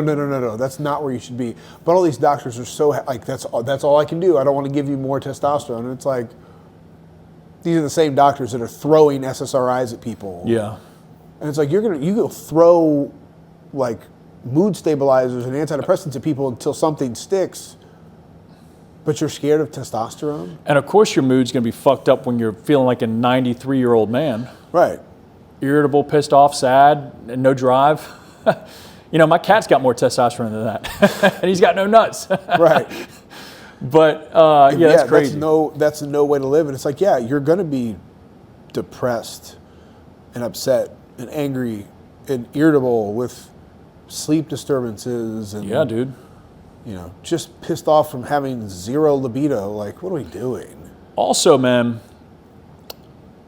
I hate to say it because I'm sure there's a lot of genuine-hearted doctors out there and medical advisors and nurse practitioners and whatnot, but it's hard for me to take advice on anything health, fitness, taking care of yourself wise from a doctor who I wouldn't want to trade places with. Right. If I listen to you, will I look like you, motherfucker? Right. Fat, out of shape, piss poor, and you're telling me what I need to do? Like, not that I'm against going to the doctors, but I haven't been to the doctor in a while, at least my primary care in a while. And my primary care was telling me, I need to do this. I need to check this out. I need to lower this and whatnot. And you've seen my blood work. My blood work's been pretty fucking good. At least the last time I got it done, all my markers were pretty fucking right on par. But this guy was trying to tell me, you should get away from the testosterone, blah, blah, blah. That's bad. And I was like, dude, you probably can't even see your junk, man. Like, what are you talking about? I can't listen to you. I physically cannot listen to you. Okay, tell me why. Yes.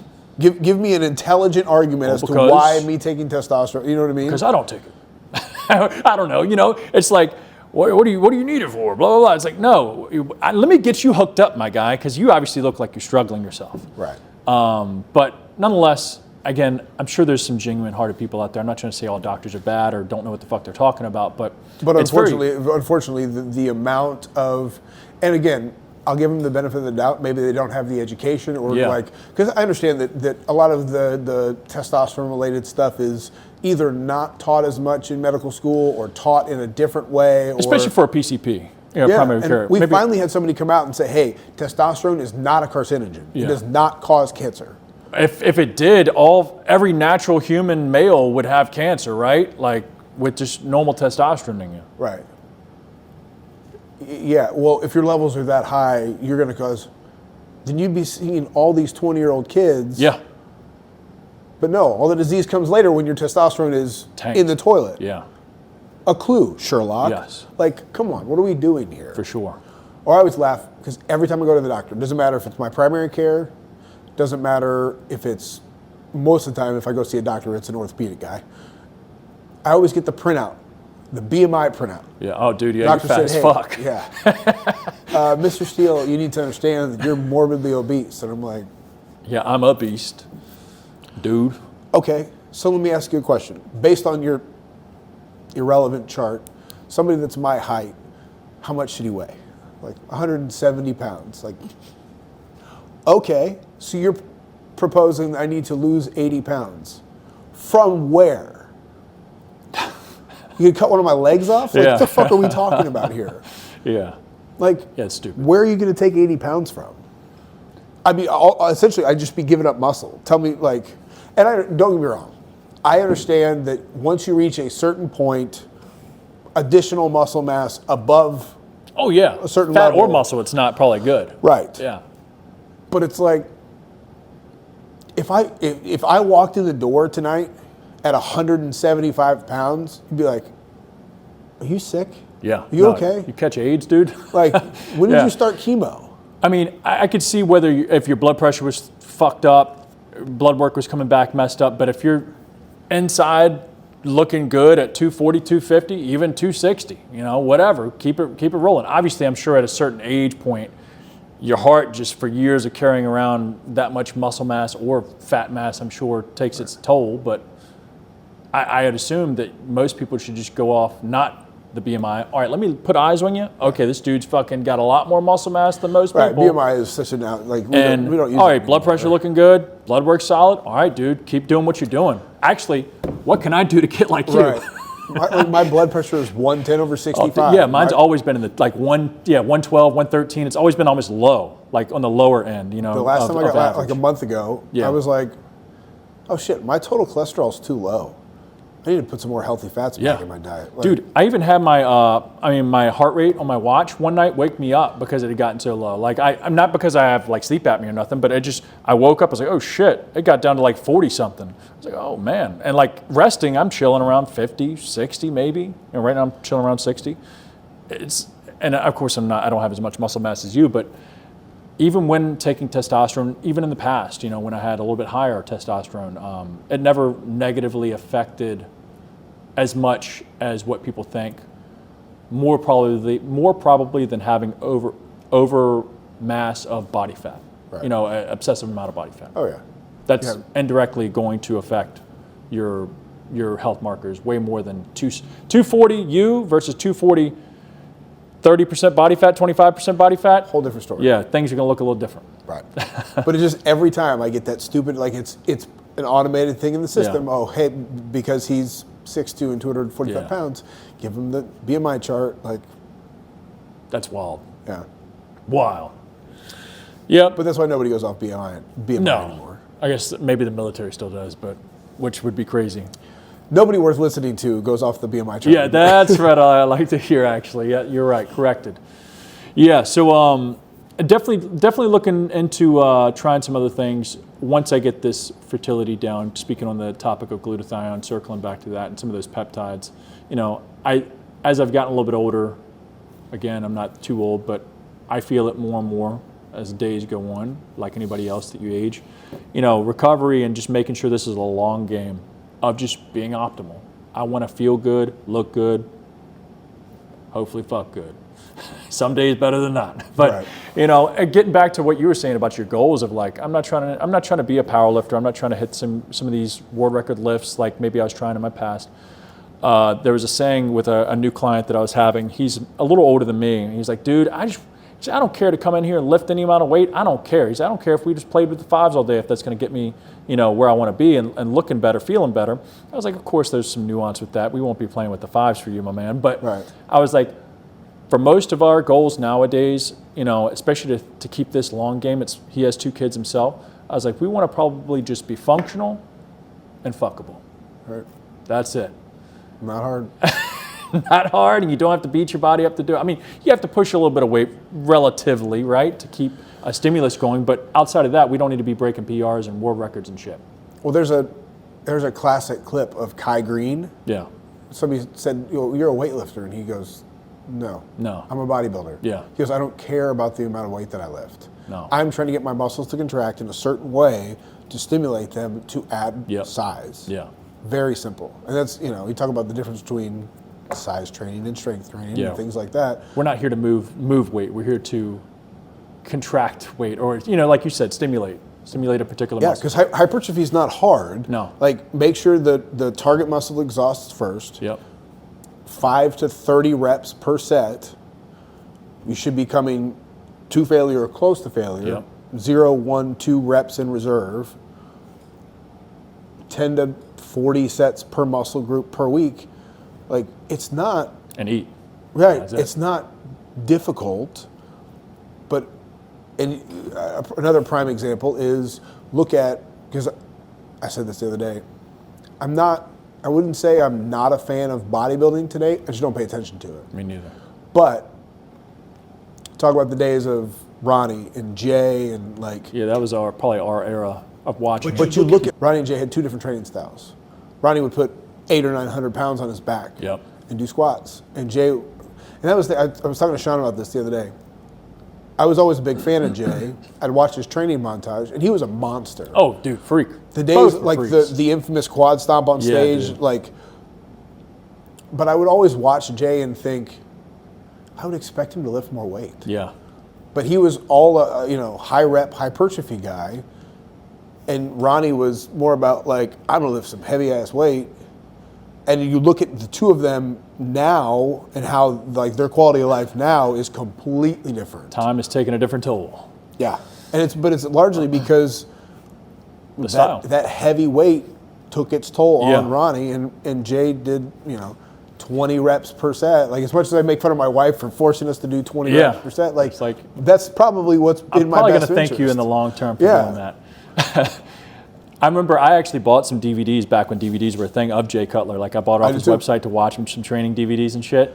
And I just remember watching him, and I never bought any from Ronnie Coleman, but you'd see him on YouTube back in the day and whatnot, videos. And not that he didn't have focus and intent. Like, he was controlling most of those heavy-ass weights for the most part. Some of his lifts were just balls out, ripping it, moving it, whatever.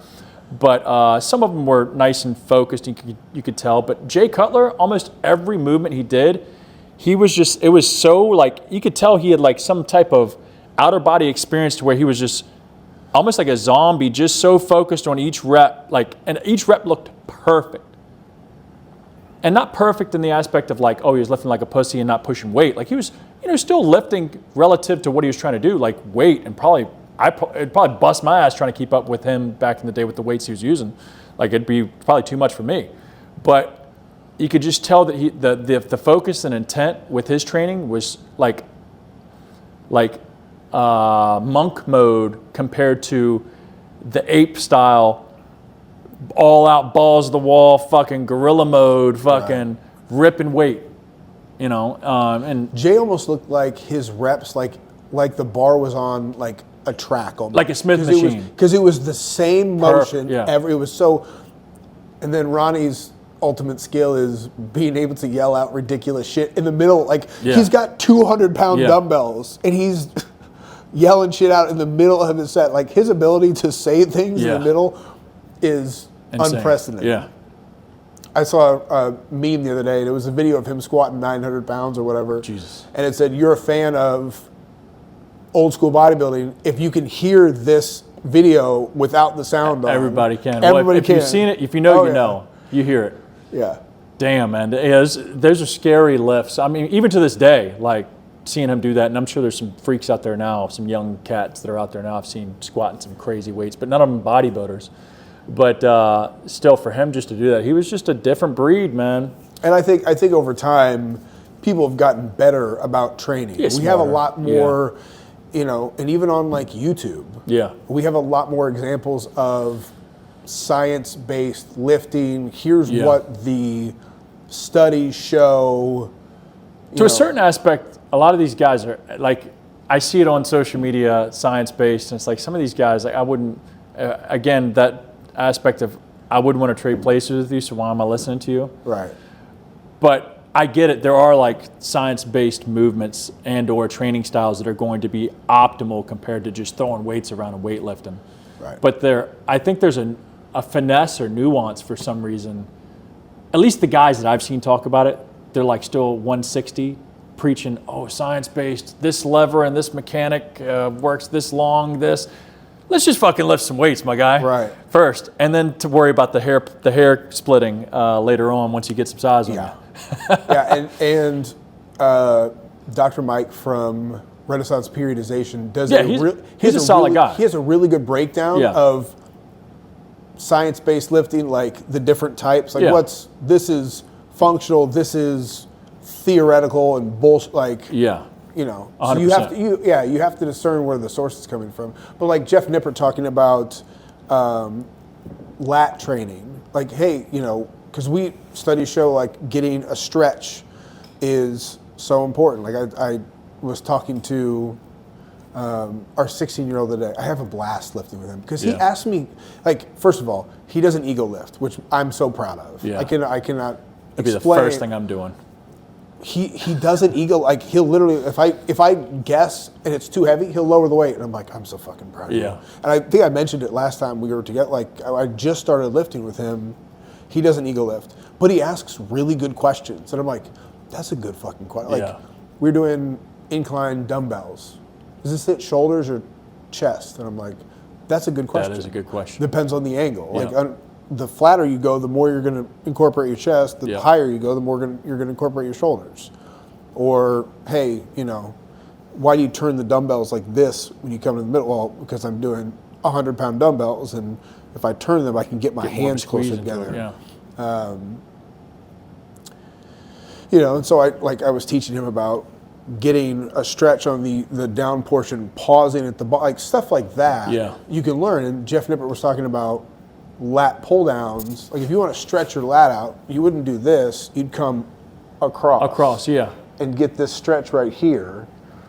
And it's little things like that. And I'm like, you know, and sometimes people say something that you understand the concept, but you didn't like consciously think of. Yeah.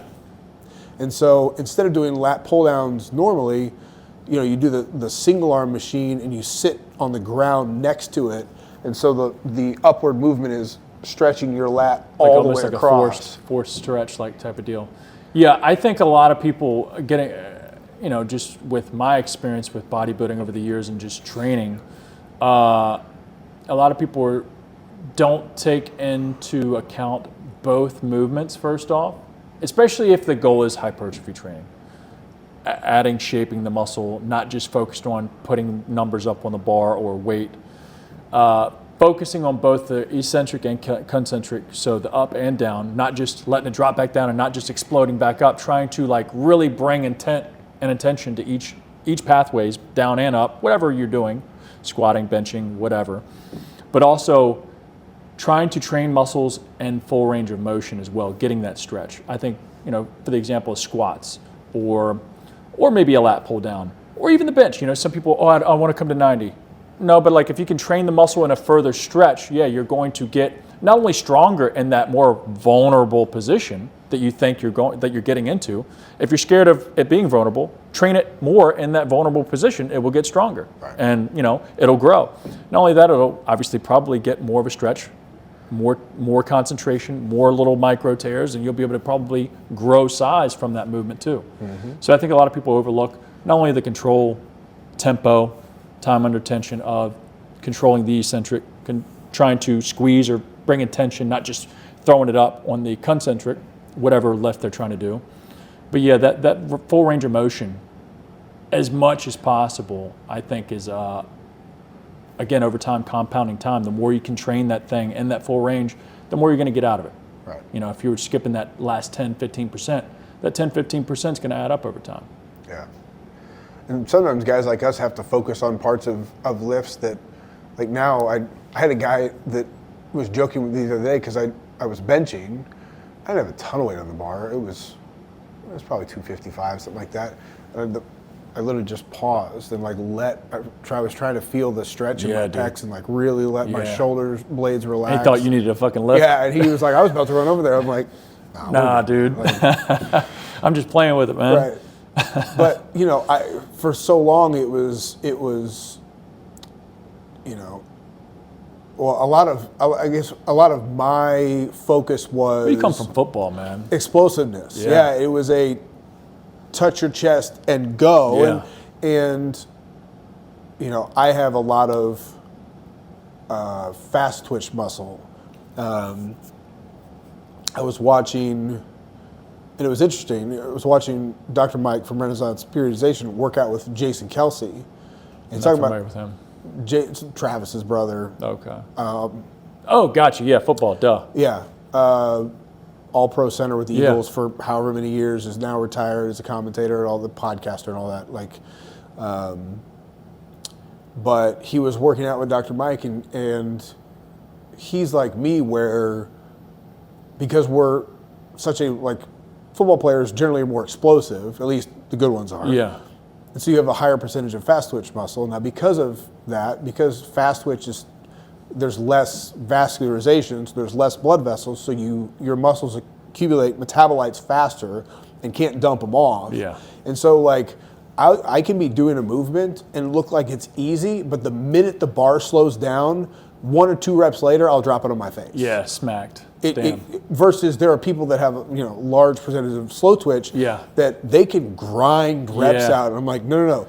Once the bar slows down, I have nothing left. Yeah, you're hitting the wall. Like, I'm going to drop like ejecto seat. Oh, yeah. Yeah. But you see those guys, you know, I guess when you say that, you see those guys that like get under some crazy weight and they can just push and push.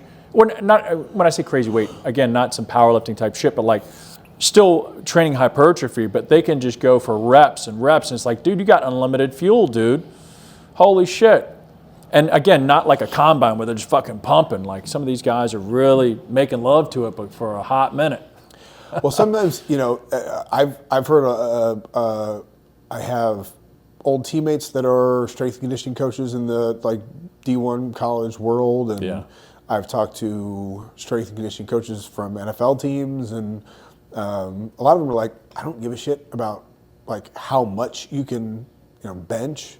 I want to know how fast you can move 225, because that's what you need on the football field. 100%. Yeah. It's not about ultimate strength, but power. You know, movement over time. Yeah.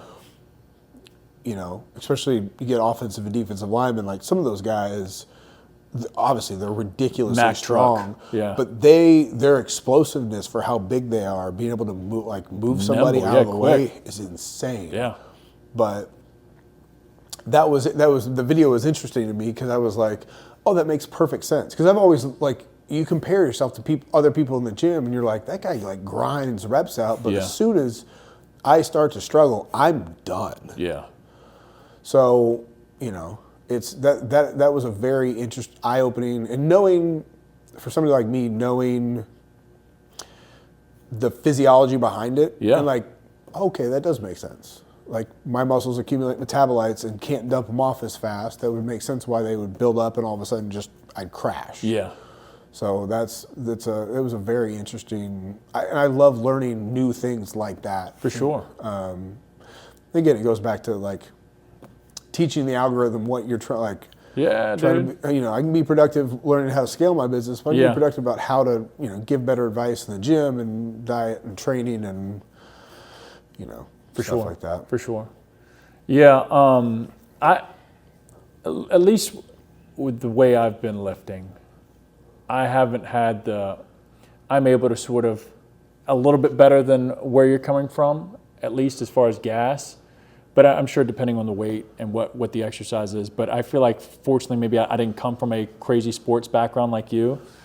So maybe I had my muscles sort of develop a little bit differently to where I can go through some grinder sets. Again, relative weight, it would be a little bit different, I'm sure, for you or I. But yeah, that would be rough. If like you just, all right, I'm hitting the ceiling, I have zero left. When I get it, I'm like, oh, I feel it coming on, starting to slow down. Oh, I could squeeze out 3 more, 4 more, and like bring it down, pause for a second, push back up type of deal. But I do work with clients where it's like, yo, when the gas is out, the fumes are out. Like, get the fucking bar quick. Yep. It's coming down. So yeah, it's crazy. It is weird. You think like something like a pump product or a nitric oxide or something that would help with vasodilation would help over time if you like kept not blasting it, but like keeping it super saturated? It'd be interesting. I mean, you obviously take creatine and stuff like that, right? Yeah. Yeah, okay. But as far as like nitric oxide, maybe like vasodilators, citrulline, glycerol, something like that could help like hyperhydrate, open up the blood vessels and like keep things moving a little bit more. I've taken citrulline and that stuff like so regularly for so long. Yeah. It's like I don't know what it's like without it. Yeah, your body probably would stop if you stopped taking it.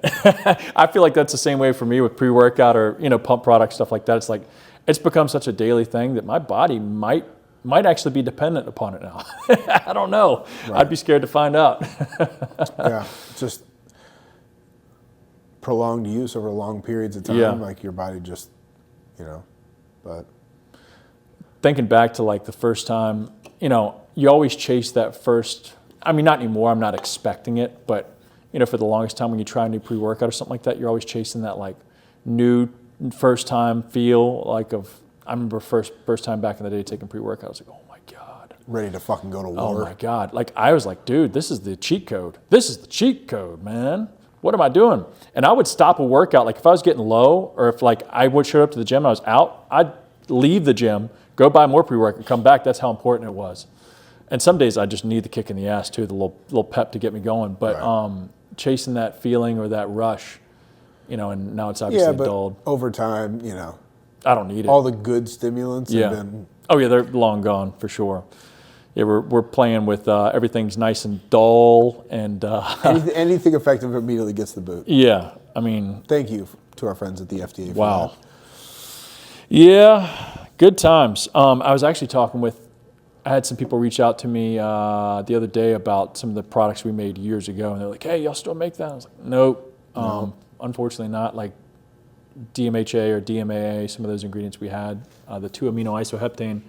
But this other chick was like, hey, where can I get, she was like, I took it years ago, hydroxycut, like, she was like, I bought it, a decade plus ago. I was like, it probably had DMAA in it or some type of like, ephedrine or something, amphetamine derivative of, or like you said, ephedrine, where it was a bronchodilator or something like that, to where you aren't going to find that anywhere. No. Even I think if you go to the gas station and get like Broncaid, I still don't think it's the same as what it used to be type of stuff that you could buy like over the counter.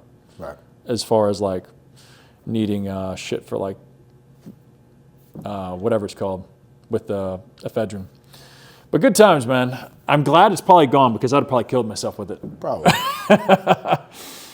But that's something I've noticed over time is my body is, because for the longest time, like I can take ungodly amounts of stimulants. My body just soaks it up. Like, well, we're good. Yeah. As I get older into my, now I'm closer to 40 than I am 30, and even a little too much, and you're just like, I don't like this. Like I'm, all of a sudden anxious and antsy and can't sit still. And I'm a little, like you're saying, I'm a little bit more sensitive to it now. If I overdo it, even just with caffeine, I get a little bit more, like anxious or just, my body used to handle it a lot better.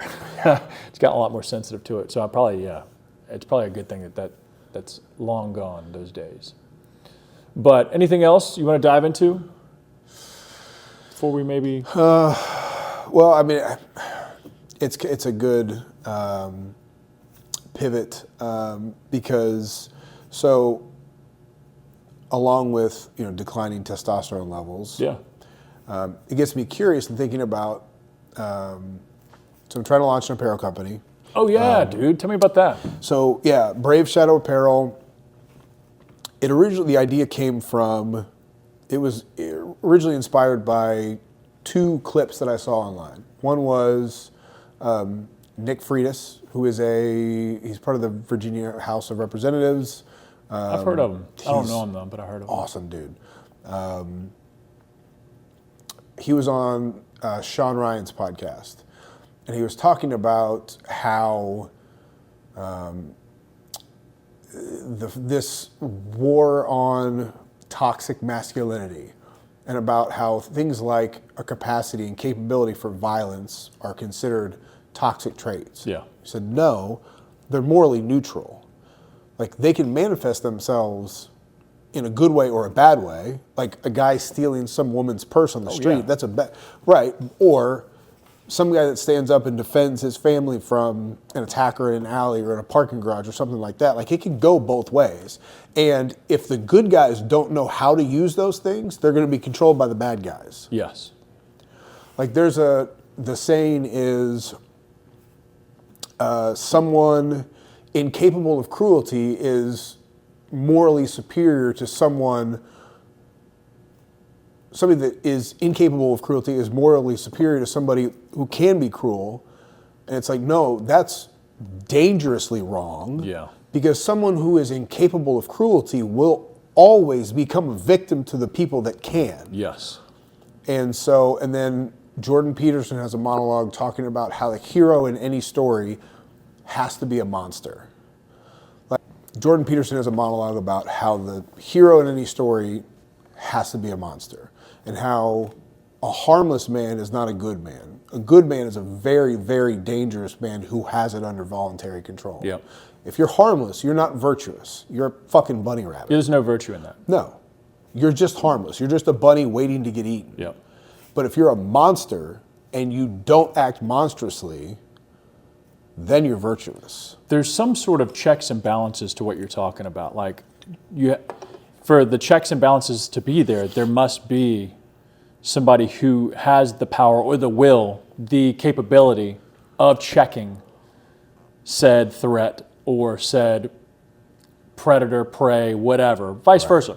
And of course, there's always going to be people. The world needs both, right? The world, I guess, technically does need or it doesn't need shit like that. But like, there's going to be, regardless, there's always going to be people that are prey, Right. or just cogs, pawns, whatever term you'd like to put on it. Yeah. And there's going to be people that are protectors, or that are there to hold a line, hold a standard. And you need those people that seem outlandish, but have it in control, or by choice they can be outlandish. By choice they can step up, but they reserve to hold it back when necessary as well. Like, there's a checks and balances to that, I guess. And I guess I wish I had a better word or terminology to give that, but I understand what you're saying though about that. Yeah, so there's a passage in the New Testament that says the meek will inherit the earth. But it's not translated well, because the real original meaning was something more along the lines of those who have swords and know how to use them but keep them sheathed will inherit the world. And that's a whole different way of looking at things. Yeah.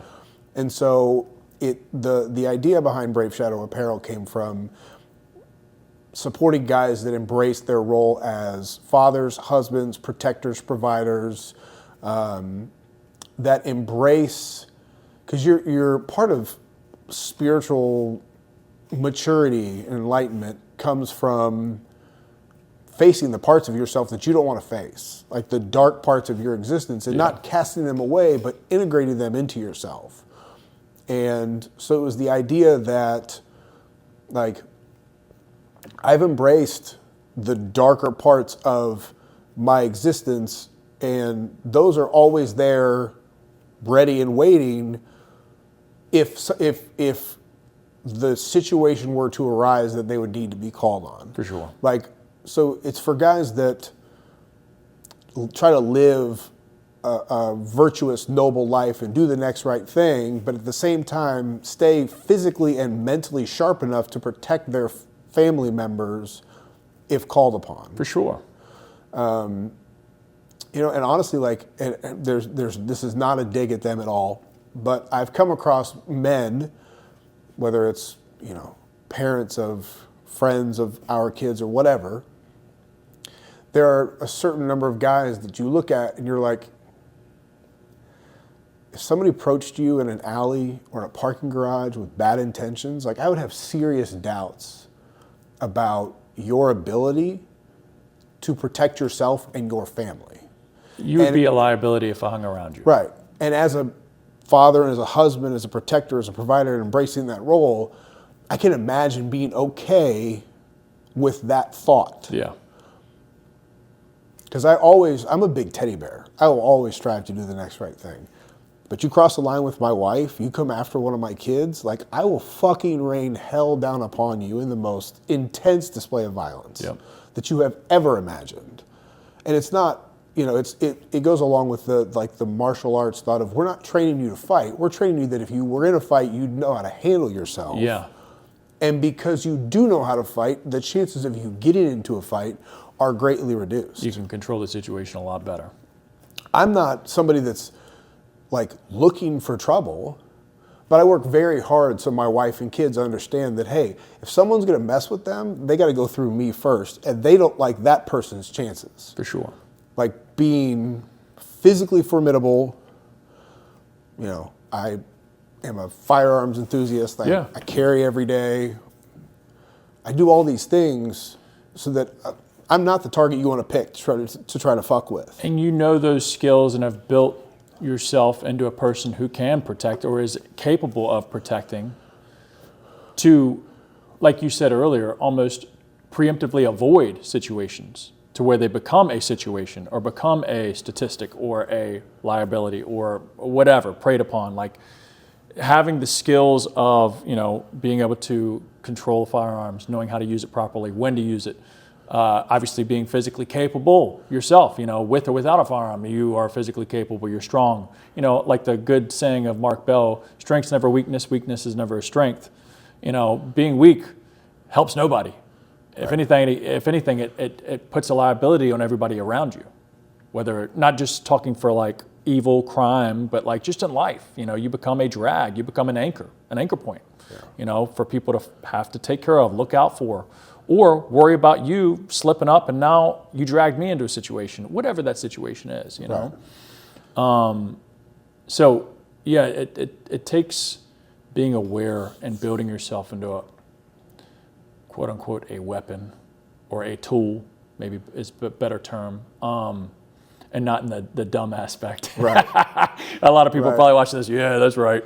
But you know, to be able to see situations like that, foresee them, and have just, I guess, a sense of, I guess what you used earlier, virtue of knowing when to use it, when it's not needed, and it can be sheathed. You know, you can be that teddy bear, you can be that loving dad, husband, and be like, oh yeah, man, he wouldn't, like, he's cool as shit. He's not some militant, like, hey, fuck you. I don't raise my voice at home. Like, you rarely ever see me upset. But if I need to check you, I can do it.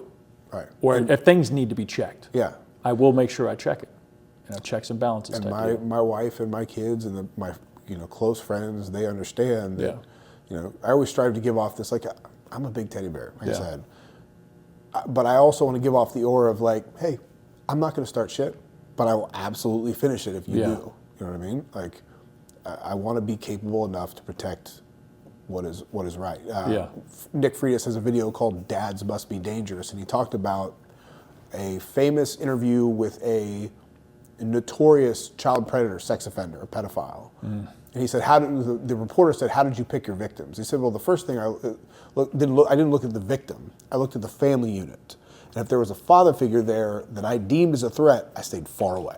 Yeah. Like, so understand that men as fathers and husbands, like, we need to be physically and mentally sharp enough and have the capability and capacity for violence if that were to be called upon. Yeah.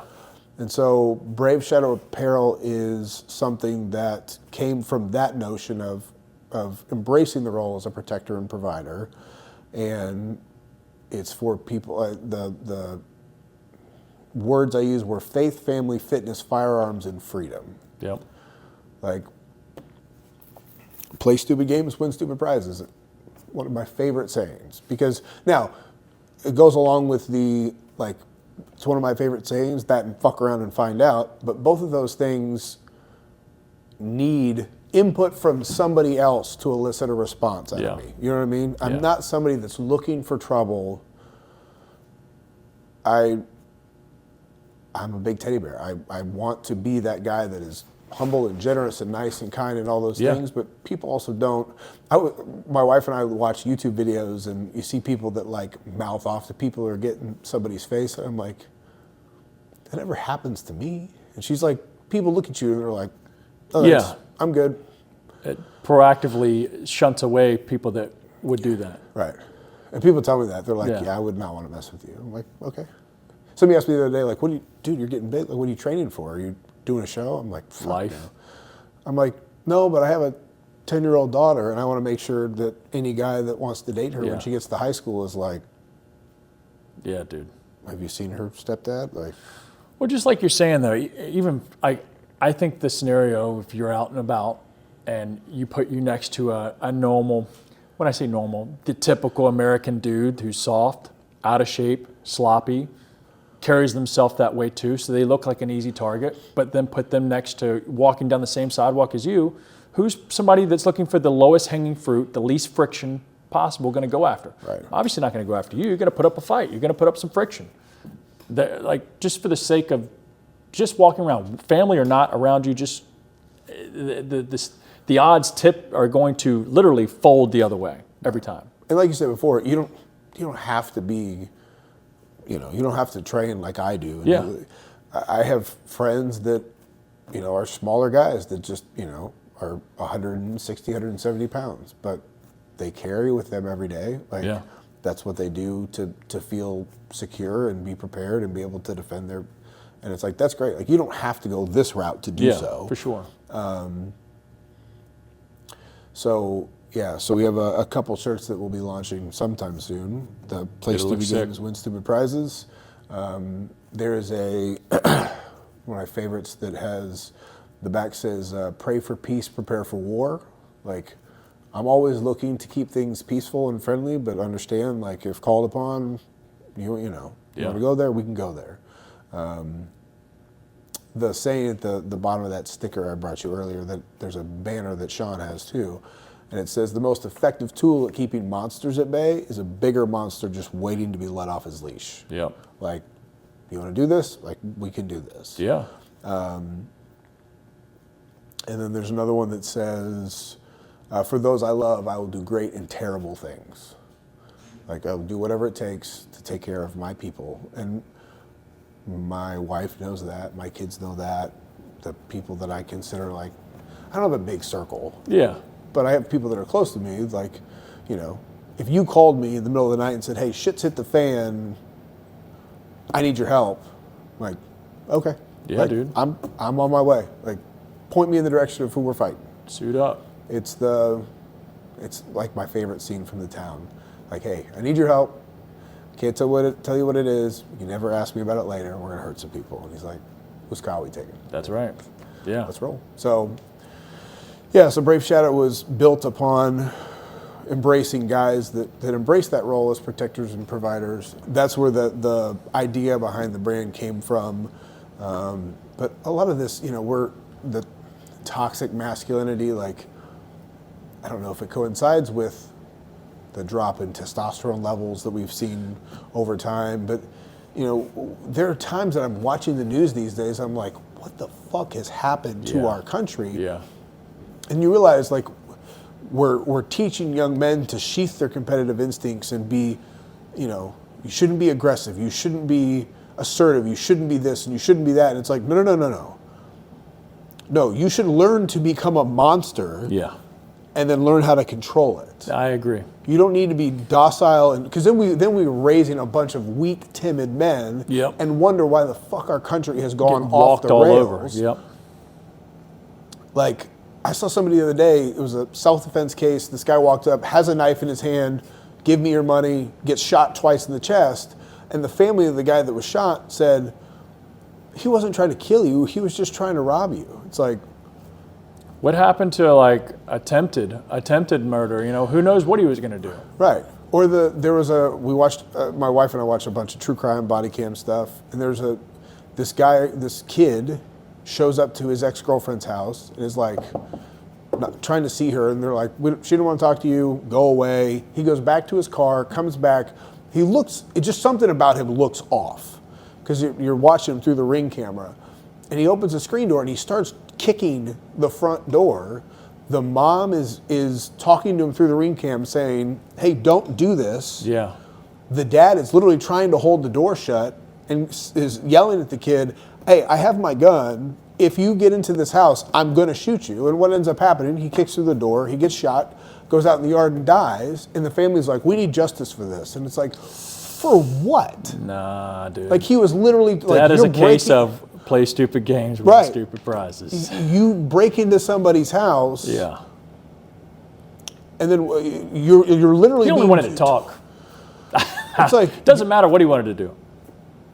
you're literally door's breaking into closed. somebody's house. Yeah. And Yeah. the dad's like, hey, if you get through the door, I'm going to shoot you in the chest. And that's exactly what happens. And Yeah. it's like, what the fuck are we doing? There were 3 kids years ago that broke It's into entitlement, loss of accountability, or I don't know, man. Because there's that, but then there's also just the fucking lily pad, you know, younger men, or even some that are older that like have no fucking spine, that wouldn't even be like that violent, you know, because that's a different, like, there's also a piece of shit like that, but then there's also the people that like just get walked over like a doormat too. Right. So there's definitely all surrounding fucking issues with what's going on, and I think, you know, of course, I definitely think there's a lack of testosterone or something going on, but there's a lost sense of, I don't know whether it was like the past 10 years or 15, maybe more. Maybe it's closer to 15 to 20, because it's the way I guess people were raised, whether, you know, I got my ass beat enough to where I just know I don't fuck around. And maybe that's missing. I'm sure that's maybe a major part of it, like of people just, express your feelings, express it, let it out. No, you shut the fuck up. Right.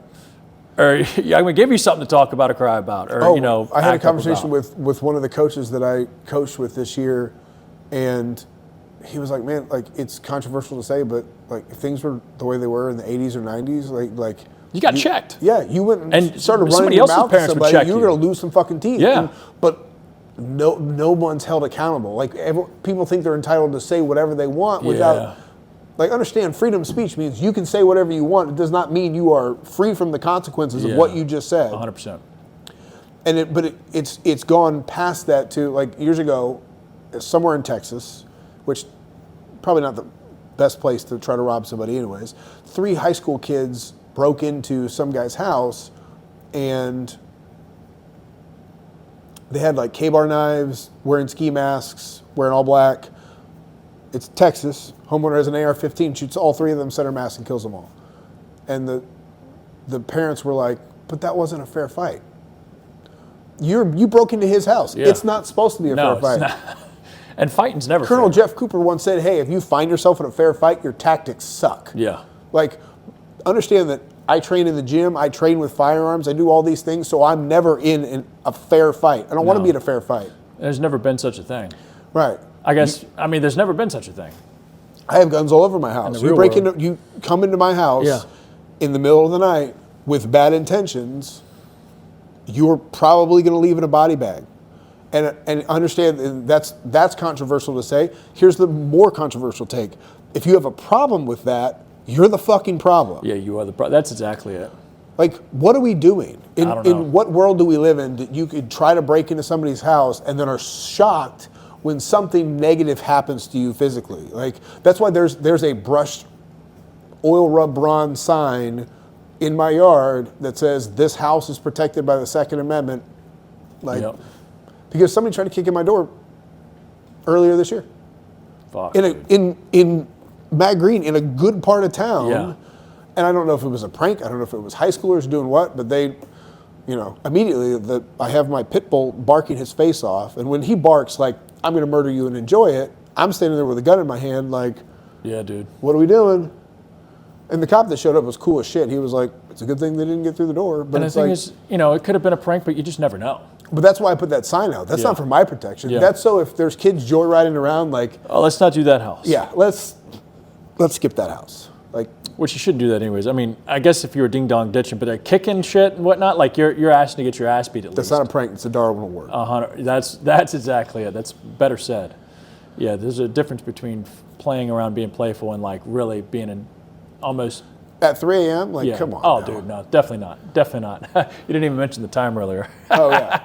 Yeah, I thought it was like, oh, 2:30 middle of the day. No, 2:30 or 3 in the morning. Okay. I wake up to somebody Nah, dude. kicking down a door. I hear the pit bull barking. I'm like, okay, like, what are we Pretty doing? much any time after the sun goes down, I mean, even during the day that you kick in at the door, that ain't a good thing. But it's like, all right, no, it's not a good thing.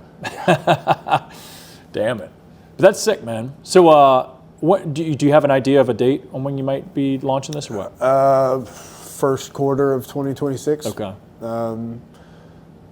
But we went through 50 different T-shirts to find the right one. Yeah. Something that, like you saw it earlier. Yeah. Good material, athletic cut, fits the chest and shoulders. It's longer, but it's not a dress in the waist. Like, It looks good. And I've known in the past when you've brought on apparel, whether it was the hats or whatever, I don't know if I ever got a shirt from you. Maybe I did, but or maybe a hoodie. I don't know. I don't probably remember. a hoodie. But they've always been very good quality. Like, I can tell there's like, you aren't just getting the cheapest, lowest thing. No, Like, and if I'm going to put out apparel, like, yeah. because I'm the kind of guy that gets into a routine and I wear the same shit over and over. And I'm Me like, too. if the shirts I'm putting out don't meet that requirement and Yeah. fit into that rotation, then what am I doing? Like, if we're going to do something, we're going to do it the right way. Yeah, like, hell I want yeah. to find the right shirt with the right fit, the right material. Like, And a right fitting shirt makes everything. oh God, yeah. For anybody that lifts, for sure. But even if you don't, like if you're just getting into it or trying to get some recomposition going on, a shirt makes a world of difference, man. Oh yeah. So yeah, that's been a side project of mine and something I'm passionate about. You know, like I said, the joy of becoming a father and you know, embracing my role as a protector and provider. And Yeah, dude. Well, you're laying it down, dude. You're laying it down, doing it all. doing what I can, man. Yeah. It's, Well, where can people find you, man? Obviously, you're on social media. List it out real quick. yeah. Well, your business is. PinnacleHealthPerformance.com. You can find us on Instagram at Pinnacle Health Performance. BraveShadowApparel.com. Do you have Instagram up for that yet, or social Not media? yet. Okay. Soon. Yeah. Working on getting some stuff shot and filmed for that. Try to get some videos in the gym, some videos Yeah. at the shooting range. But you know, if you don't mind, like, shout out to my beautiful wife, who is. Of course. I'll say this about my wife: she's so far out of my league. She's playing a different fucking sport. How much you paying her, dude? She is a unicorn, and I love her to death. And she has made every aspect of my life better by being in it. And then my kids, Chase, Aiden, Haley, Ryder, like, I love you guys. You guys are the reason why I do what I do. But guys like you, guys like Sean Smith, and the guys over at Chaos, like, Yeah. we've just had the privilege of so much support and love from people, and it's been really, really awesome to just be surrounded by good people. Like I said, I don't have a big circle. I don't need a big circle. Just a small group of people that I trust and that I get along with and have, Yeah, man. you know, the same ideas and values and things like that. So, but appreciate you having me over today. I thank you for coming, dude. And I've always felt the attention and the care, even on the business side of working with you through Pinnacle and you and Adriana being good friends. You know, I'm also a person that doesn't have a big circle myself. So for me to have people like you that don't need, not to say we don't need attention like all the time, saying, hey, you want to, like, where you been? Why haven't you hit me up type of deal? But we can link up like this and catch up and, you know, so like, we never missed yeah, a beat. what's up? So Yeah, we're busy yeah, doing shit. you know. Well, I appreciate you. Hopefully I have you back on soon. Come out here and maybe give some more updates later on down the road once I pop one out. For sure. All right, brother. Till next time.